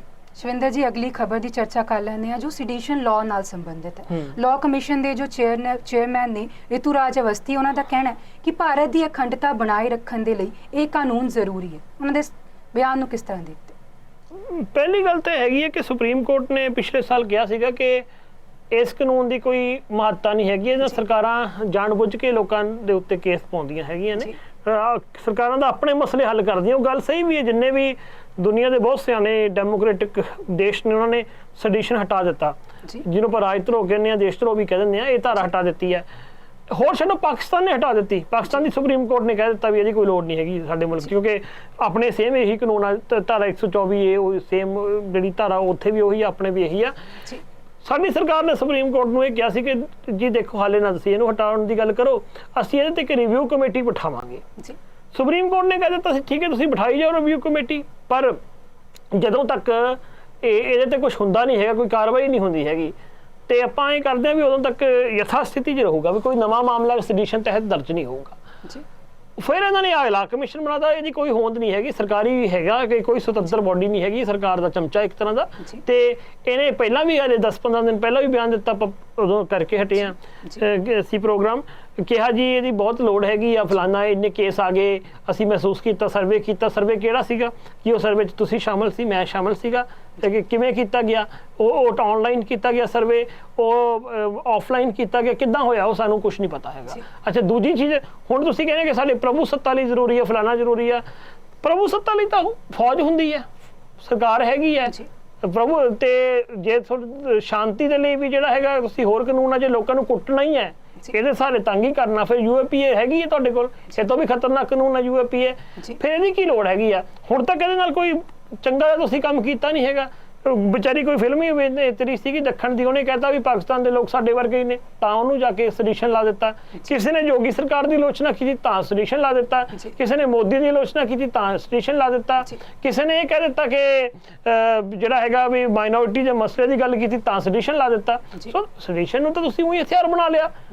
ਸੈਡੀਸ਼ਨ ਨਾਲ ਕੋਈ ਅਜੇ ਤੱਕ ਤੁਸੀਂ ਜਿੰਨੇ ਸੈਡੀਸ਼ਨ ਦੇ ਕੇਸ ਪਾਏ ਨੇ ਉਹਦੇ ਨਾਲ ਇਹ ਸਾਬਤ ਨਹੀਂ ਹੋ ਸਕਿਆ ਵੀ ਸੈਡੀਸ਼ਨ ਤੁਸੀਂ ਸੱਚੀ ਮੁੱਚੀ ਮੁਲਕ ਦੀ ਪ੍ਰਭੂ ਸੱਤਾ ਦੇ ਲਈ ਕੀਤਾ ਹੋਵੇ। ਹਾਂ, ਆਪਣਾ ਚੰਮ ਬਚਾਉਣ ਲਈ ਕੀਤਾ ਵਾ। ਜੇ ਤੁਹਾਨੂੰ ਸਵਾਲ ਖੜਾ ਹੁੰਦਾ ਫਿਰ ਤੁਸੀਂ ਸੈਡੀਸ਼ਨ ਲਾਉਂਦੇ ਹੈਗੇ ਹੋ। ਸੋ ਇਹ ਤਾਂ ਇਹਦੇ ਵਿੱਚ ਤਾਂ ਬਹੁਤ ਸਾਰੀ ਦਿੱਕਤਾਂ ਨੇ, ਕਿਉਂਕਿ ਆ ਜਿਹੜਾ ਲਾ ਕਮਿਸ਼ਨ ਹੈ ਇਹ ਕੋਈ ਨਾ ਹੀ ਕੋਈ ਕਾਨੂੰਨ ਵੱਲੋਂ ਮਾਨਤਾ ਪ੍ਰਾਪਤ ਬੋਡੀ ਹੈ, ਇਹ ਸਰਕਾਰ ਨੇ ਬਣਾਇਆ ਹੋਇਆ। ਇਹਦੇ ਵਿੱਚ ਬੰਦੇ ਵੀ ਐਸੇ ਵੈਸੇ ਭਰਤੀ ਕੀਤੇ ਹੋਏ ਨੇ, ਸਰਕਾਰੀ ਬੰਦੇ ਨੇ ਜਿਹੜੇ ਸਰਕਾਰ ਦੀ ਬੋਲੀ ਬੋਲਣ ਵਾਲੇ ਨੇ। ਕਿਉਂਕਿ ਇਸ ਲਈ ਕੀਤਾ ਕਿ ਜਦੋਂ ਸੁਪਰੀਮ ਕੋਰਟ ਹੁਣ ਦੁਬਾਰੇ ਸਾਡੇ ਤੋਂ ਪੁੱਛੂਗੀ ਵੀ ਚੰਗਾ ਫਿਰ ਕੀ ਰਿਵਿਊ ਕੀਤਾ, ਤਾਂ ਅਸੀਂ ਕਹਿ ਦਾਂਗੇ ਆ ਦੇਖੋ ਜੀ ਸਾਡੇ ਲਾ ਕਮਿਸ਼ਨ ਨੇ ਆ ਰਿਪੋਰਟ ਬਣਾਈ ਹੈਗੀ ਆ। ਮੈਨੂੰ ਲੱਗਦਾ ਇਹ ਕੰਮ ਲਈ ਇਹਨਾਂ ਨੇ ਇਹ ਕੰਮ ਕੀਤਾ ਹੈਗਾ ਜੀ। ਕਿਤੇ ਨਾ ਕਿਤੇ ਸੱਤਾ ਤੇ ਪੂਰੇ ਆਪਣੇ ਫਾਇਦੇ ਲਈ ਯੂਜ਼ ਕਰਦੀ ਹੈ। ਹਾਂ, ਕਰ ਰਹੀ ਹੈ ਉਹ। ਇਹ ਸਾਰੇ ਲਾ ਦੇਖੋ, ਸਾਰੇ ਲਾ ਤਾਂ ਵੈਸੇ ਹੀ ਖਤਮ ਹੋ ਜਾਣੇ ਚਾਹੀਦੇ ਸੀ। ਅੰਗਰੇਜ਼ਾਂ ਵੇਲੇ ਦੇ ਲਾ ਨੇ, ਅੰਗਰੇਜ਼ਾਂ ਨੇ ਭਾਰਤ ਦੇ ਲੋਕਾਂ ਨੂੰ ਦਬਾਉਣ ਦੇ ਲਈ ਇਹ ਬਣਾਏ ਹੋਏ ਸੀਗੇ। ਤੇ ਹੁਣ ਗੋਰੇ ਅੰਗਰੇਜ਼ ਚਲੇ ਗਏ ਤੇ ਕਾਲੇ ਅੰਗਰੇਜ਼ ਜਿਹੜੇ ਹੈਗੇ ਆ ਉਹ ਲੋਕਾਂ ਨੂੰ ਤੰਗ ਕਰ ਰਹੇ ਨੇ ਇਹਨਾਂ ਕਾਨੂੰਨਾਂ ਰਾਹੀਂ ਜੀ। ਸ਼ਿਵਿੰਦਰ ਜੀ, ਅਗਲੀ ਖਬਰ ਦੀ ਚਰਚਾ ਕਰ ਲੈਂਦੇ ਹਾਂ ਜੋ ਕਸ਼ਮੀਰ ਦੇ ਪੁਲਵਾਮਾ ਨਾਲ ਸੰਬੰਧਿਤ ਹੈ। ਬੀਤੇ ਦਿਨ ਅਸੀਂ ਇੱਕ ਖਬਰ ਤੇ ਚਰਚਾ ਕੀਤੀ ਸੀ ਕਿ ਭਾਰਤੀ ਸੈਨਾ ਵੱਲੋਂ ਇੱਕ ਮਸਜਿਦ ਦੇ ਵਿੱਚ ਵੜ ਕੇ ਜ਼ਬਰਦਸਤੀ ਜੈ ਸ਼੍ਰੀ ਰਾਮ ਦੇ ਨਾਰੇ ਬੁਲਵਾਏ ਗਏ ਸੀ, ਤੇ ਹੁਣ ਸਾਹਮਣੇ ਆਇਆ ਕਿ ਉਹ ਜੋ ਮੇਜਰ ਸੀਗਾ ਉਸ ਦੇ ਖਿਲਾਫ ਕਾਰਵਾਈ ਕੀਤੀ ਗਈ ਹੈ ਜੀ। ਉਸ ਤੋਂ ਬਾਅਦ ਵਿੱਚ ਜਦੋਂ ਇਹ ਘਟਨਾ ਵਾਪਰੀ, ਕਸ਼ਮੀਰ ਦੇ ਜਿਹੜੇ ਸੂਬੇ ਦੇ ਲੀਡਰ ਨੇ, ਵੱਡੇ ਲੀਡਰ ਨੇ ਜੀ, ਚਾਹੇ ਉਹ ਮਹਿਬੂਬਾ ਮੁਫਤੀ ਆ, ਉਮਰ ਅਬਦੁੱਲਾ ਜਾਂ ਹੋਰ ਜੀ, ਉਹਨਾਂ ਨੇ ਸੁਤੰਤਰ ਕਾਰਵਾਈ ਦੀ ਮੰਗ ਕੀਤੀ ਸੀ ਕਿਉਂਕਿ ਬਹੁਤ ਮਾੜੀ ਘਟਨਾ ਸੀ। ਆਪਾਂ ਉਹਦੇ ਤੇ ਲੰਮੀ ਚੌੜੀ ਚਰਚਾ ਕੀਤੀ ਸੀਗੀ। ਹੁਣ ਉਸ ਮੇਜਰ ਦੇ ਉੱਤੇ ਜਿਹਦੀ ਅਗਵਾਈ ਦੇ ਵਿੱਚ ਫੌਜ ਗਈ ਜਾਂ ਸ਼੍ਰੀ ਰਾਮ ਦੇ ਨਾਰੇ ਲਵਾਏ, ਉਹਨੂੰ ਬਰਖਾਸਤ ਕਰ ਦਿੱਤਾ ਗਿਆ, ਉਹਦੇ ਤੇ ਕਾਰਵਾਈ ਕੀਤੀ ਗਈ ਹੈ। ਚੰਗੀ ਗੱਲ ਹੈ ਇਹ, ਕਿਉਂਕਿ ਇਹਦੇ ਨਾਲ ਹੋਣਾ ਕੀ ਸੀਗਾ ਕਿ ਅੱਗੇ ਜਾ ਕੇ ਇਹ ਵੀ ਹੋ ਸਕਦਾ ਸੀ ਵੀ ਅਮਰਨਾਥ ਛੱਤ ਦੀ ਉੱਥੇ ਜਾ ਰਹੇ ਨੇ ਮੁਸਲਮਾਨ ਭਾਈਚਾਰੇ ਚੋਂ ਵੀ ਕੋਈ ਇਹੋ ਜਿਹਾ ਸਿਰਫ ਫਿਰ ਆ ਸਕਦਾ ਸੀ, ਉਹ ਕੁਛ ਇਹੋ ਜਿਹਾ ਕਰ ਸਕਦਾ ਸੀ। ਫਿਰ ਅੱਛਾ, ਜਦੋਂ ਇਹੋ ਜਿਹੀ ਘਟਨਾ ਹੋਣੀ ਸੀ ਫਿਰ BJP RSS ਬਜਰੰਗ ਦਲ ਤਿਆਰ ਬੈਠੇ ਸੀ, ਉਹਨਾਂ ਨੇ ਉਹਦਾ ਜਿਹੜਾ ਸਾਰਾ ਰਿਐਕਸ਼ਨ ਪੂਰੇ ਹਿੰਦੁਸਤਾਨ 'ਚ ਕਰਨਾ ਸੀ, ਮੁਸਲਮਾਨਾਂ ਉੱਤੇ ਗਾਜ ਡਿੱਗਣੀ ਸੀਗੀ। ਸੋ ਇਹ ਮਤਲਬ ਇੱਕ ਤਰ੍ਹਾਂ ਦੀ ਬਹੁਤ ਹੋਛੀ ਤਰ੍ਹਾਂ ਦੀ ਕਾਰਵਾਈ ਤੇ ਅੱਗ ਲਾਊ ਕਾਰਵਾਈ ਹੋਣੀ ਸੀਗੀ।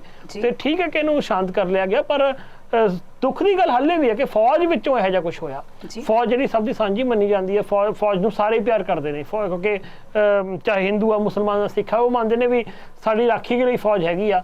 ਪਰ ਜਦੋਂ ਫੌਜੀ ਹੀ ਜਿਹੜਾ ਹੈਗਾ ਦਾ ਹੀ ਇੱਕ ਤਰ੍ਹਾਂ ਦਾ ਹਿੰਦੂਤਵੀਕਰਨ ਹੋ ਜਾਵੇ, ਫੌਜ ਹੀ ਕਮਿਊਨਲ ਰੂਪ ਵਿੱਚ ਆ ਜਾਵੇ, ਫੌਜ ਹੀ ਖਾਸ ਭਾਈਚਾਰੇ ਨੂੰ ਟਾਰਗੇਟ ਕਰਨ ਲੱਗੇ, ਜਿਹੜਾ ਕੰਮ ਬਜਰੰਗ ਦਲ ਦੇ ਗੁੰਡੇ ਕਰਦੇ ਨੇ ਉਹ ਕੰਮ ਫੌਜ ਕਰੇ, ਤੇ ਬੜੀ ਮੰਦਭਾਗੀ ਗੱਲ ਹੈ ਕਿ ਇਹ ਮਤਲਬ ਇਹਦਾ ਮਤਲਬ ਹੈ ਕਿ ਫੌਜ ਮੁਲਕ ਦੀ ਰੱਖਿਆ ਤਾਂ ਕੀ ਕਰਨੀ ਹੈ, ਆਪਣੇ ਨਾਗਰਿਕਾਂ ਨੂੰ ਤੰਗ ਕਰਨ ਲੱਗੀ ਹੋਈ ਹੈ। ਕਸ਼ਮੀਰ 'ਚ ਤਾਂ ਵੈਸੇ ਹੋਰ ਵੀ ਮਾਮਲੇ ਆਏ ਨੇ, ਲੋਕ ਔਰਤਾਂ ਦਾ ਰੇਪ ਕਰਨ ਦੇ ਮਾਮਲੇ, ਔਰ ਜਿਹੜਾ ਹੈਗਾ ਉਹ ਛੜੇ ਵਾਲੀਆਂ ਬੰਦੂਕਾਂ ਨੇ, ਪੈਲਟ ਗਨਸ ਜਿਹਨੂੰ ਆਪਾਂ ਕਹਿੰਦੇ ਆ, ਉਹਨਾਂ ਦੇ ਨਾਲ ਜਿਹੜਾ ਹੈਗਾ ਅੰਨੇ ਕੀਤਾ ਗਿਆ ਬੱਚਿਆਂ ਨੂੰ।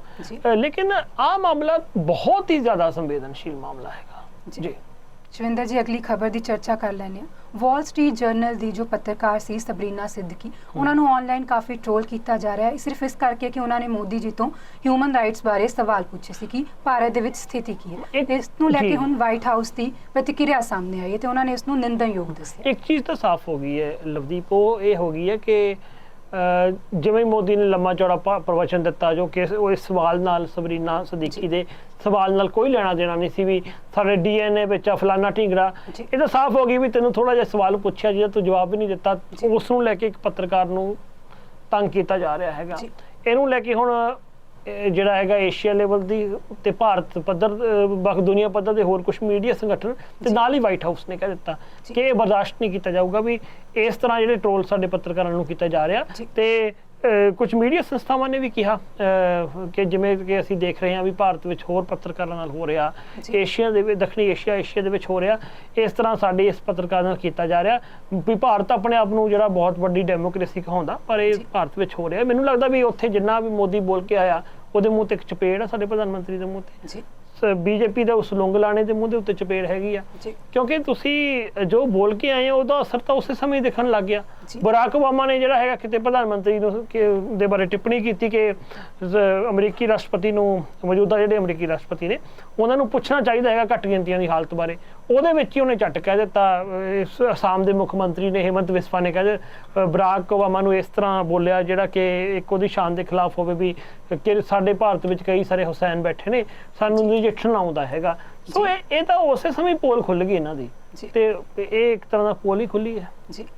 ਹੁਣੇ ਅਸੀਂ ਗੱਲ ਕਰਕੇ ਹਟੇ ਹਾਂ ਕਿ ਹਿਊਮਨ ਰਾਈਟਸ ਬਾਰੇ ਭਾਰਤ ਦੇ ਵਿੱਚ ਘੱਟ ਗਿਣਤੀਆਂ ਦਾ ਕੀ ਹਾਲ ਹੈ, ਕਿਉਂਕਿ ਉੱਥੇ ਉਹ ਘੱਟ ਗਿਣਤੀਆਂ ਦੇ ਸਵਾਲ ਦੇ ਜਵਾਬ ਨਹੀਂ ਦੇ ਪਾਏ ਤੇ ਇੱਥੇ ਆ ਕੇ ਇਸ ਤਰ੍ਹਾਂ ਦੇ ਬਿਆਨਬਾਜ਼ੀ ਹੁੰਦੀ। ਇਹ ਸਾਫ਼ ਦਿਖਦਾ ਨਾ ਵੀ ਤੁਸੀਂ ਇੱਕ ਸਿਰਫ ਸਵਾਲ ਹੀ ਪੁੱਛਿਆ ਗਿਆ, ਸਵਾਲ ਪੁੱਛਣ ਤੇ ਹੀ ਇੱਕ ਵਿਦੇਸ਼ੀ ਪੱਤਰਕਾਰ ਨੂੰ ਤੰਗ ਕੀਤਾ ਗਿਆ, ਤੇ ਅੰਦਾਜ਼ਾ ਲਾਓ ਕਿ ਜਿਹੜੇ ਭਾਰਤ ਦਾ ਕੋਈ ਵਸਿੰਦਾ, ਭਾਰਤ ਦਾ ਪੱਤਰਕਾਰ ਆ, ਉਹਦਾ ਕੀ ਹਾਲ ਹੁੰਦਾ ਹੈ ਜਾਂ ਕੀ ਹਾਲ ਹੋਵੇਗਾ। ਹੋ ਰਿਹਾ ਇਹ ਨਹੀਂ ਕਿ ਰਾਣਾ ਜੂਬਦੇ ਨੂੰ ਅਕਸਰ ਹੀ ਟਰੋਲ ਕੀਤਾ ਜਾਂਦਾ, ਆਰਫਾ ਖਾਨਮ ਸ਼ੇਰਵਾਨੀ ਨੂੰ ਅਕਸਰ ਟਰੋਲ ਕੀਤਾ ਜਾਂਦਾ, ਇਸੇ ਤਰ੍ਹਾਂ ਹੀ ਜਿਹੜਾ ਹੈਗਾ ਹੋਰ ਬਹੁਤ ਸਾਰੇ ਨਾਂ ਹੈ ਕਿ ਮੈਂ ਗਿਣਾ ਸਕਦਾ ਹੈਗਾ, ਉਹਨਾਂ ਨੂੰ ਟਰੋਲ ਕੀਤਾ ਜਾਂਦਾ। ਇਹਦੇ ਵਿੱਚ ਇਹ ਕਿ ਇੱਕ ਤਾਂ ਸਰਕਾਰ ਵਿਰੋਧੀ ਕੋਈ ਵੀ ਪੱਤਰਕਾਰ ਆ ਉਹ ਟਰੋਲ ਹੁੰਦਾ, ਉਹਨੂੰ ਤੰਗ ਕੀਤਾ ਜਾਂਦਾ। ਜੇਕਰ ਔਰਤ ਆ ਤਾਂ ਉਹਨੂੰ ਹੋਰ ਤੰਗ ਕੀਤਾ ਜਾਂਦਾ, ਔਰਤ ਹੋਣ ਦੇ ਨਾਲ ਤਾਂ ਜਿੰਨਾ ਵੀ ਗਾਲਾਂ ਕੱਢੀਆਂ ਜਾ ਸਕਦੀਆਂ ਕੱਢੀਆਂ ਜਾਂਦੀਆਂ ਨੇ। ਅੱਛਾ, ਜੇ ਔਰਤ ਮੁਸਲਮਾਨ ਆ ਤਾਂ ਉਹਦੀ ਬਿਲਕੁਲ ਹੀ ਖੈਰ ਨਹੀਂ ਹੈਗੀ।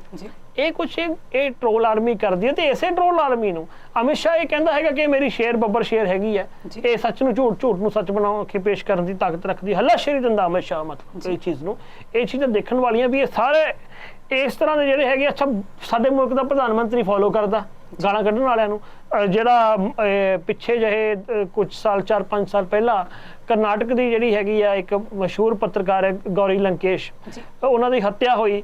ਉਹਨਾਂ ਦੀ ਹੱਤਿਆ ਤੋਂ ਬਾਅਦ ਜਿਹੜੇ ਕਹਿ ਰਹੇ ਸੀ ਵੀ ਹਾਂ ਬੁੱਢੀ ਮਰ ਗਈ, ਫਲਾਨਾ ਹੋਇਆ, ਚੰਗਾ ਹੋ ਗਿਆ। ਲੰਕੇਸ਼ ਨੂੰ ਗਾਲਾਂ ਕੱਢਣ ਵਾਲਿਆਂ ਨੂੰ ਸਾਡਾ ਪ੍ਰਧਾਨ ਮੰਤਰੀ ਫੋਲੋ ਕਰ ਰਿਹਾ, ਇਹ ਚੀਜ਼ ਸਾਹਮਣੇ ਆਈ ਸੀਗੀ ਜੀ। ਸ਼ਿਵਿੰਦਰ ਜੀ, ਅੱਜ ਦੇ ਇਹ ਮੁੱਦੇ ਦੀ ਚਰਚਾ ਕਰ ਲੈਣੇ ਇੱਕ ਵਾਰ। ਭਾਰਤ ਦੇ ਵਿੱਚ ਜੋ ਐਜੂਕੇਸ਼ਨ ਸਿਸਟਮ ਹੈ ਉਸ ਤੇ ਚਰਚਾ ਕਰ ਲੈਣੇ ਆ, ਕੀ ਕਹਿਣਾ ਚਾਹੋਗੇ ਇਸ ਵਾਰ? ਦੇਖੋ, ਮੈਂ ਜਦੋਂ ਮੈਂ ਗੱਲ ਕਰ ਰਿਹਾ ਸੀ ਤੁਹਾਡੇ ਨਾਲ ਐਜੂਕੇਸ਼ਨ ਸਿਸਟਮ ਤੇ, ਅੱਜ ਹਾਲਾਂਕਿ ਮੈਂ ਇਹ ਕੋਸ਼ਿਸ਼ ਹੁੰਦੀ ਹੈ ਕਿ ਜਦੋਂ ਵੀ ਕਿਤੇ ਕੋਈ ਖਬਰ ਹੋਵੇ, ਰਿਪੋਰਟਸ ਹੋਵੇ, ਉਹ ਅਕਸਰ ਹੀ ਆਪਾਂ ਥੋੜਾ ਅੰਗਰੇਜ਼ੀ ਅਖਬਾਰਾਂ ਦੀਆਂ ਜਾਂ ਹਿੰਦੀ ਦੀਆਂ ਅਖਬਾਰਾਂ, ਖਾਸ ਕਰ ਅੰਗਰੇਜ਼ੀ ਦੀਆਂ, ਉਹਦੇ ਚਰਚਾ ਕਰਦੇ ਹਾਂ ਜਾਂ ਉਹਦੇ ਐਡੀਟੋਰੀਅਲਸ ਤੇ ਵੀ ਕਈ ਵਾਰ ਚਰਚਾ ਕਰ ਲੈਂਦੇ ਹਾਂ। ਅੱਜ ਮੈਨੂੰ ਪੰਜਾਬੀ ਟ੍ਰਿਬਿਊਨ ਦਾ, ਪੰਜਾਬੀ ਅਖਬਾਰ ਦੇ ਵਿੱਚੋਂ ਪੰਜਾਬੀ ਟ੍ਰਿਬਿਊਨ ਦਾ ਇੱਕ ਐਡੀਟੋਰੀਅਲ ਬਹੁਤ ਵਧੀਆ ਲੱਗਿਆ। ਉਹ ਐਡੀਟੋਰੀਅਲ ਜਿਹੜਾ ਹੈਗਾ ਕਿ ਪਿੱਛੇ ਜੇ ਕੀ ਹੋਇਆ ਕਿ ਗੁਜਰਾਤ ਸਰਕਾਰ ਨੇ ਇੱਕ ਸੀਨੀਅਰ ਅਧਿਕਾਰੀਆਂ ਨੂੰ ਵੱਖ-ਵੱਖ ਜ਼ਿਲ੍ਹਿਆਂ ਦੇ ਵਿੱਚ ਦੇ ਸਕੂਲ ਨੇ ਜੋ ਉਹਦੇ ਵਿੱਚ ਸਿੱਖਿਆ ਦੇ, ਮੈਂ ਥੋੜਾ ਜਿਹਾ ਦਰਸ਼ਕਾਂ ਨੂੰ ਸੰਬੋਧਨ ਹੋ ਕੇ ਗੱਲ ਕਰਦਾ, ਸਿੱਖਿਆ ਦੇ ਮਿਆਰ ਦੇ ਬਾਰੇ ਜਾਂਚ ਕਰਨ ਲਈ ਭੇਜਿਆ ਗਿਆ ਸੀਗਾ। ਛੋਟਾ ਉਦੇਪੁਰ ਜ਼ਿਲ੍ਹੇ ਦੇ ਵਿੱਚ ਭੇਜੇ ਗਏ ਅਧਿਕਾਰੀਆਂ ਦੀ ਇੱਕ ਰਿਪੋਰਟ ਆਈ ਆ। ਉਹ ਰਿਪੋਰਟ ਕੀ ਦੱਸਦੀ ਆ? ਉਹ ਕਹਿੰਦੀ ਹੈਗੀ ਹੈ ਕਿ ਸਿੱਖਿਆ ਦਾ ਜਿਹੜਾ ਮਿਆਰ ਹੈ ਉਹ ਅਤਿਅੰਤ ਬਹੁਤ ਹੀ ਜ਼ਿਆਦਾ ਨਿਰਾਸ਼ਾਜਨਕ ਹੈ ਉੱਥੇ। ਨਾਲ ਹੀ ਇਹਦੇ ਵਿੱਚ ਇਹ ਵੀ ਆਖਿਆ ਗਿਆ ਕਿ ਵਿਦਿਆਰਥੀਆਂ ਨੂੰ ਜਿਹੜਾ ਹੈਗਾ 8ਵੀਂ ਜਮਾਤ ਤੱਕ ਦੇ ਵਿਦਿਆਰਥੀਆਂ ਨੂੰ ਨਾ ਤਾਂ ਆਪਣੀ ਮਾਤ ਭਾਸ਼ਾ ਦੇ ਵਿੱਚ ਰਵਾਨਗੀ ਆ, ਨਾ ਉਹਨਾਂ ਨੂੰ ਲਿਖਣਾ ਆਉਂਦਾ, ਨਾ ਉਹ ਪੜ੍ਹ ਸਕਦੇ ਨੇ ਚੱਜ ਨਾਲ, ਤੇ ਇਹਦੇ ਨਾਲ ਹੀ ਇਮਤਿਹਾਨਾਂ ਦੇ ਵਿੱਚ ਵੀ ਜਿਹੜੀ ਨਕਲ ਦਾ ਵਰਤਾਰਾ ਕਾਫੀ ਵੱਡੇ ਪੱਧਰ ਤੱਕ ਹੈਗਾ। ਤੇ ਗੁਜਰਾਤ ਦੇ ਜਿਹੜੇ ਹੈਗੇ ਸਰਕਾਰ ਨੇ ਕਬਾਇਲੀ ਇਲਾਕਿਆਂ ਵਿੱਚ ਵੀ ਇਹ ਸਮੱਸਿਆ ਦੇਖੀ ਹੈ, ਪਰ ਇਹ ਜਿਹੜਾ ਹੈਗਾ ਸਮੱਸਿਆ ਗੁਜਰਾਤ ਦੇ ਹੋਰਨਾਂ ਜ਼ਿਲ੍ਹਿਆਂ ਦੇ ਵੱਖ-ਵੱਖ ਸੂਬਿਆਂ ਦੇ ਵਿੱਚ ਮੌਜੂਦ ਹੈ, ਬੁਰੀ ਤਰ੍ਹਾਂ ਦੇ ਨਾਲ ਮੌਜੂਦ ਹੈਗੀ ਹੈ। ਸਥਿਤੀ ਕਾਫੀ ਭੈੜੀ ਹੈ। ਇਹ ਇਉਂ ਲੱਗਦਾ ਕਿ ਜਿਵੇਂ ਦੇਸ਼ ਦੇ ਸਕੂਲਾਂ ਦੇ ਵਿੱਚ ਵੱਖ-ਵੱਖ ਪ੍ਰਬੰਧਾਂ ਨੂੰ ਚਲਾਉਣ ਦਾ ਲਈ ਕੋਈ ਉਮਦਾ ਕਦਮ ਨਹੀਂ ਚੁੱਕੇ ਜਾ ਰਹੇ ਹੈਗੇ। ਉਦੈਪੁਰ ਜ਼ਿਲ੍ਹੇ ਦੇ ਵਿੱਚ ਸਕੂਲਾਂ ਦੇ ਵਿੱਚ ਵੀ ਹਾਲ ਹੈ। ਬਾਕੀ ਪੰਜਾਬ ਦੇ ਵਿੱਚ ਵੀ ਨਕਲ ਦਾ ਵਰਤਾਰਾ ਆਪਾਂ ਨੂੰ ਪਤਾ ਵੀ 70-80ਵਿਆਂ ਦੇ ਵਿੱਚ ਫੈਲਿਆ ਸੀ, ਤੇ ਇਹਨੇ ਵਿੱਦਿਆ ਦੇ ਖੇਤਰ ਦਾ ਘਾਣ ਕੀਤਾ, ਤੇ ਵੱਖ-ਵੱਖ ਸਰਕਾਰਾਂ ਨੇ ਕਈ ਯਤਨ ਕੀਤੇ, ਪਰ ਇਹਨਾਂ ਵਿੱਚੋਂ ਜਿਹੜੇ ਬਹੁਤੇ ਜਿਹੜੇ ਲਾਇਕ ਵਿਦਿਆਰਥੀਆਂ ਨੂੰ ਹੋਰ ਸਮਰੱਥ ਬਣਾਉਣ ਦੀ ਲੋੜ ਸੀਗੀ, ਪਰ ਉਹ ਨਹੀਂ ਹੋ ਸਕਿਆ। ਪੰਜਾਬ ਦੇ ਵਿੱਚ ਇਸ ਸਮੇਂ 2023 ਦੇ ਵਿੱਚ ਇੱਕ ਸਰਵੇਖਣ ਆਇਆ ਸੀ ਜੋ ਕਿ ਦੱਸਦਾ ਕਿ 22 ਦੇ ਵਿੱਚ ਪੰਜਾਬ ਵਿੱਚ ਦਿਹਾਤੀ ਇਲਾਕਿਆਂ ਵਿੱਚ 8ਵੀਂ ਜਮਾਤ ਦੇ ਵਿੱਚ ਜਿਹੜੇ ਹੈਗੇ ਬੱਚੇ ਆ, ਉਹਦੇ ਵਿੱਚ 14% ਦੂਜੀ ਜਮਾਤ ਦੀ ਪੰਜਾਬੀ ਦੀ ਕਿਤਾਬ ਨਹੀਂ ਪੜ੍ਹ ਸਕਦੇ ਹੈਗੇ। ਮਤਲਬ ਜਿਹੜੇ ਬੱਚੇ 8ਵੀਂ ਜਮਾਤ ਦੇ ਨੇ ਉਹ ਦੂਜੀ ਜਮਾਤ ਦੀ ਕਿਤਾਬ ਨਹੀਂ ਪੜ੍ਹ ਸਕਦੇ। ਟ੍ਰਿਬਿਊਨ ਦੀ ਸੰਪਾਦਕੀ ਕਹਿ ਰਹੀ ਹੈਗੀ ਆ। ਇਹ ਮੈਨੂੰ ਯਾਦ ਆ ਵੀ ਇਹ ਅੰਕੜਾ ਆਇਆ ਸੀਗਾ ਪਿਛਲੇ ਸਾਲ ਦਾ ਹੀ ਅੰਕੜਾ ਸੀ ਇਹ, ਜਿਹਦੀ ਇਹ ਗੱਲ ਕਰੀ, ਉਹ ਰਿਪੋਰਟ ਮੈਂ ਵੀ ਪੜ੍ਹੀ ਸੀਗੀ। ਨਾਲ ਦੀ ਨਾਲ ਹੀ ਜਿਹੜਾ 3 ਹਿੰਸਿਆਂ ਦੀ ਸੰਖਿਆ ਨੂੰ ਵੀ ਇੱਕ ਹਿੰਸੇ ਤੱਕ ਤਕਸੀਮ ਨਹੀਂ ਕਰ ਸਕਦੇ ਹੈਗੇ। ਤੇ ਇਹਦੇ ਵਿੱਚ ਇੱਕ ਇਹ ਵੀ ਸੀਗਾ ਕਿ ਇਹ ਇਹਨਾਂ ਦੀ ਇਹ ਪ੍ਰਥਮ ਸੰਸਥਾ ਹੈਗੀ ਹੈ, ਬਹੁਤ ਗੈਰ ਸਰਕਾਰੀ ਸੰਸਥਾ। ਪ੍ਰਥਮ ਨਾਲ ਮੈਂ ਵੀ ਇੱਕ ਵਾਰ ਜੁੜਿਆ ਸੀਗਾ, ਕੰਮ ਕੀਤਾ ਹੋਇਆ ਹੈ। ਇਹ ਉਹਨਾਂ ਨੇ ਮੈਨੂੰ ਇੱਕ ਭਾਸ਼ਣ ਤੇ ਬੁਲਾਇਆ ਸੀ, ਲੈਕਚਰ ਤੇ। ਇਹ ਐਜੂਕੇਸ਼ਨ ਦੇ ਮਾਮਲੇ 'ਚ ਬਹੁਤ ਕੰਮ ਕਰਦੀ ਹੈ। ਅੰਕੜੇ ਨਿਰਾਸ਼ਾਜਨਕ ਨੇ ਇਹ ਅੰਕੜੇ ਦੇ ਜਿਹੜੇ ਹੈਗੇ ਆ ਵੱਧ ਘੱਟ ਹੋਣ ਬਾਰੇ ਮਤਭੇਦ ਹੋ ਸਕਦੇ ਨੇ, ਪਰ ਸਰਵੇਖਣ ਜਿਹੜਾ ਮੋਟੇ ਤੌਰ ਤੇ ਇਹੀ ਹੈ ਕਿ ਪ੍ਰਾਇਮਰੀ ਸਕੂਲ ਦੀ ਸਿੱਖਿਆ ਦੇ ਵਿੱਚ ਵੱਡੇ ਸੁਧਾਰ ਦੀ ਲੋੜ ਹੈਗੀ ਹੈ। ਇਹਦੇ ਨਾਲ ਦੀ ਨਾਲ ਹੀ ਜਿਹੜਾ ਹੈਗਾ ਇਹ ਅਧਿਆਪਕਾਂ ਤੇ ਵਿਦਿਆਰਥੀਆਂ ਦੇ ਦੁਆਰਾ ਸਕੂਲਾਂ ਵਿੱਚ ਕਾਫੀ ਲੰਮਾ ਸਮਾਂ ਜਿਹੜਾ ਹੈਗਾ ਬਿਤਾਉਣ ਦੇ ਬਾਵਜੂਦ ਇੱਕ ਤਾਂ ਗਿਣਤੀ ਘਟ ਰਹੀ ਹੈ, ਦੂਜੇ ਪਾਸੇ ਐਜੂਕੇਸ਼ਨ ਦੇ ਮਾਰ ਬਹੁਤ ਜ਼ਿਆਦਾ ਹੈਗੀ ਆ।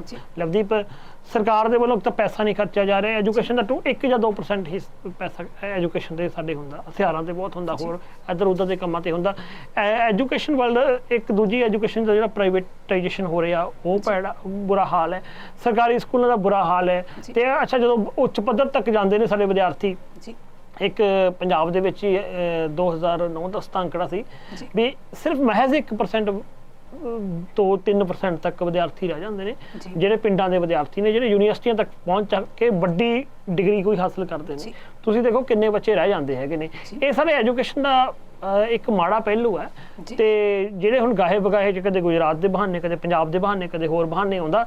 ਅੱਛਾ, ਫਿਰ ਜਿਹੜੇ ਗਰੀਬ ਬੱਚੇ ਨੇ ਉਹਨਾਂ ਲਈ ਬਹੁਤ ਸਾਰੀਆਂ ਸਕੀਮਾਂ ਨੇ, ਸਕਾਲਰਸ਼ਿਪ ਸਕੀਮਾਂ ਹੋਰ ਨੇ, ਉਹ ਸੈਂਟਰ ਸਰਕਾਰ ਵੀ ਰੋਕਦੀ ਰਹੀ ਹੈ, ਪੰਜਾਬ ਸਰਕਾਰ ਵੀ ਰੋਕਦੀ ਰਹੀ ਹੈ, ਹੋਰ ਸੂਬਿਆਂ ਦੀਆਂ ਸਰਕਾਰਾਂ ਵੀ ਰੋਕਦੀਆਂ ਰਹੀਆਂ ਨੇ।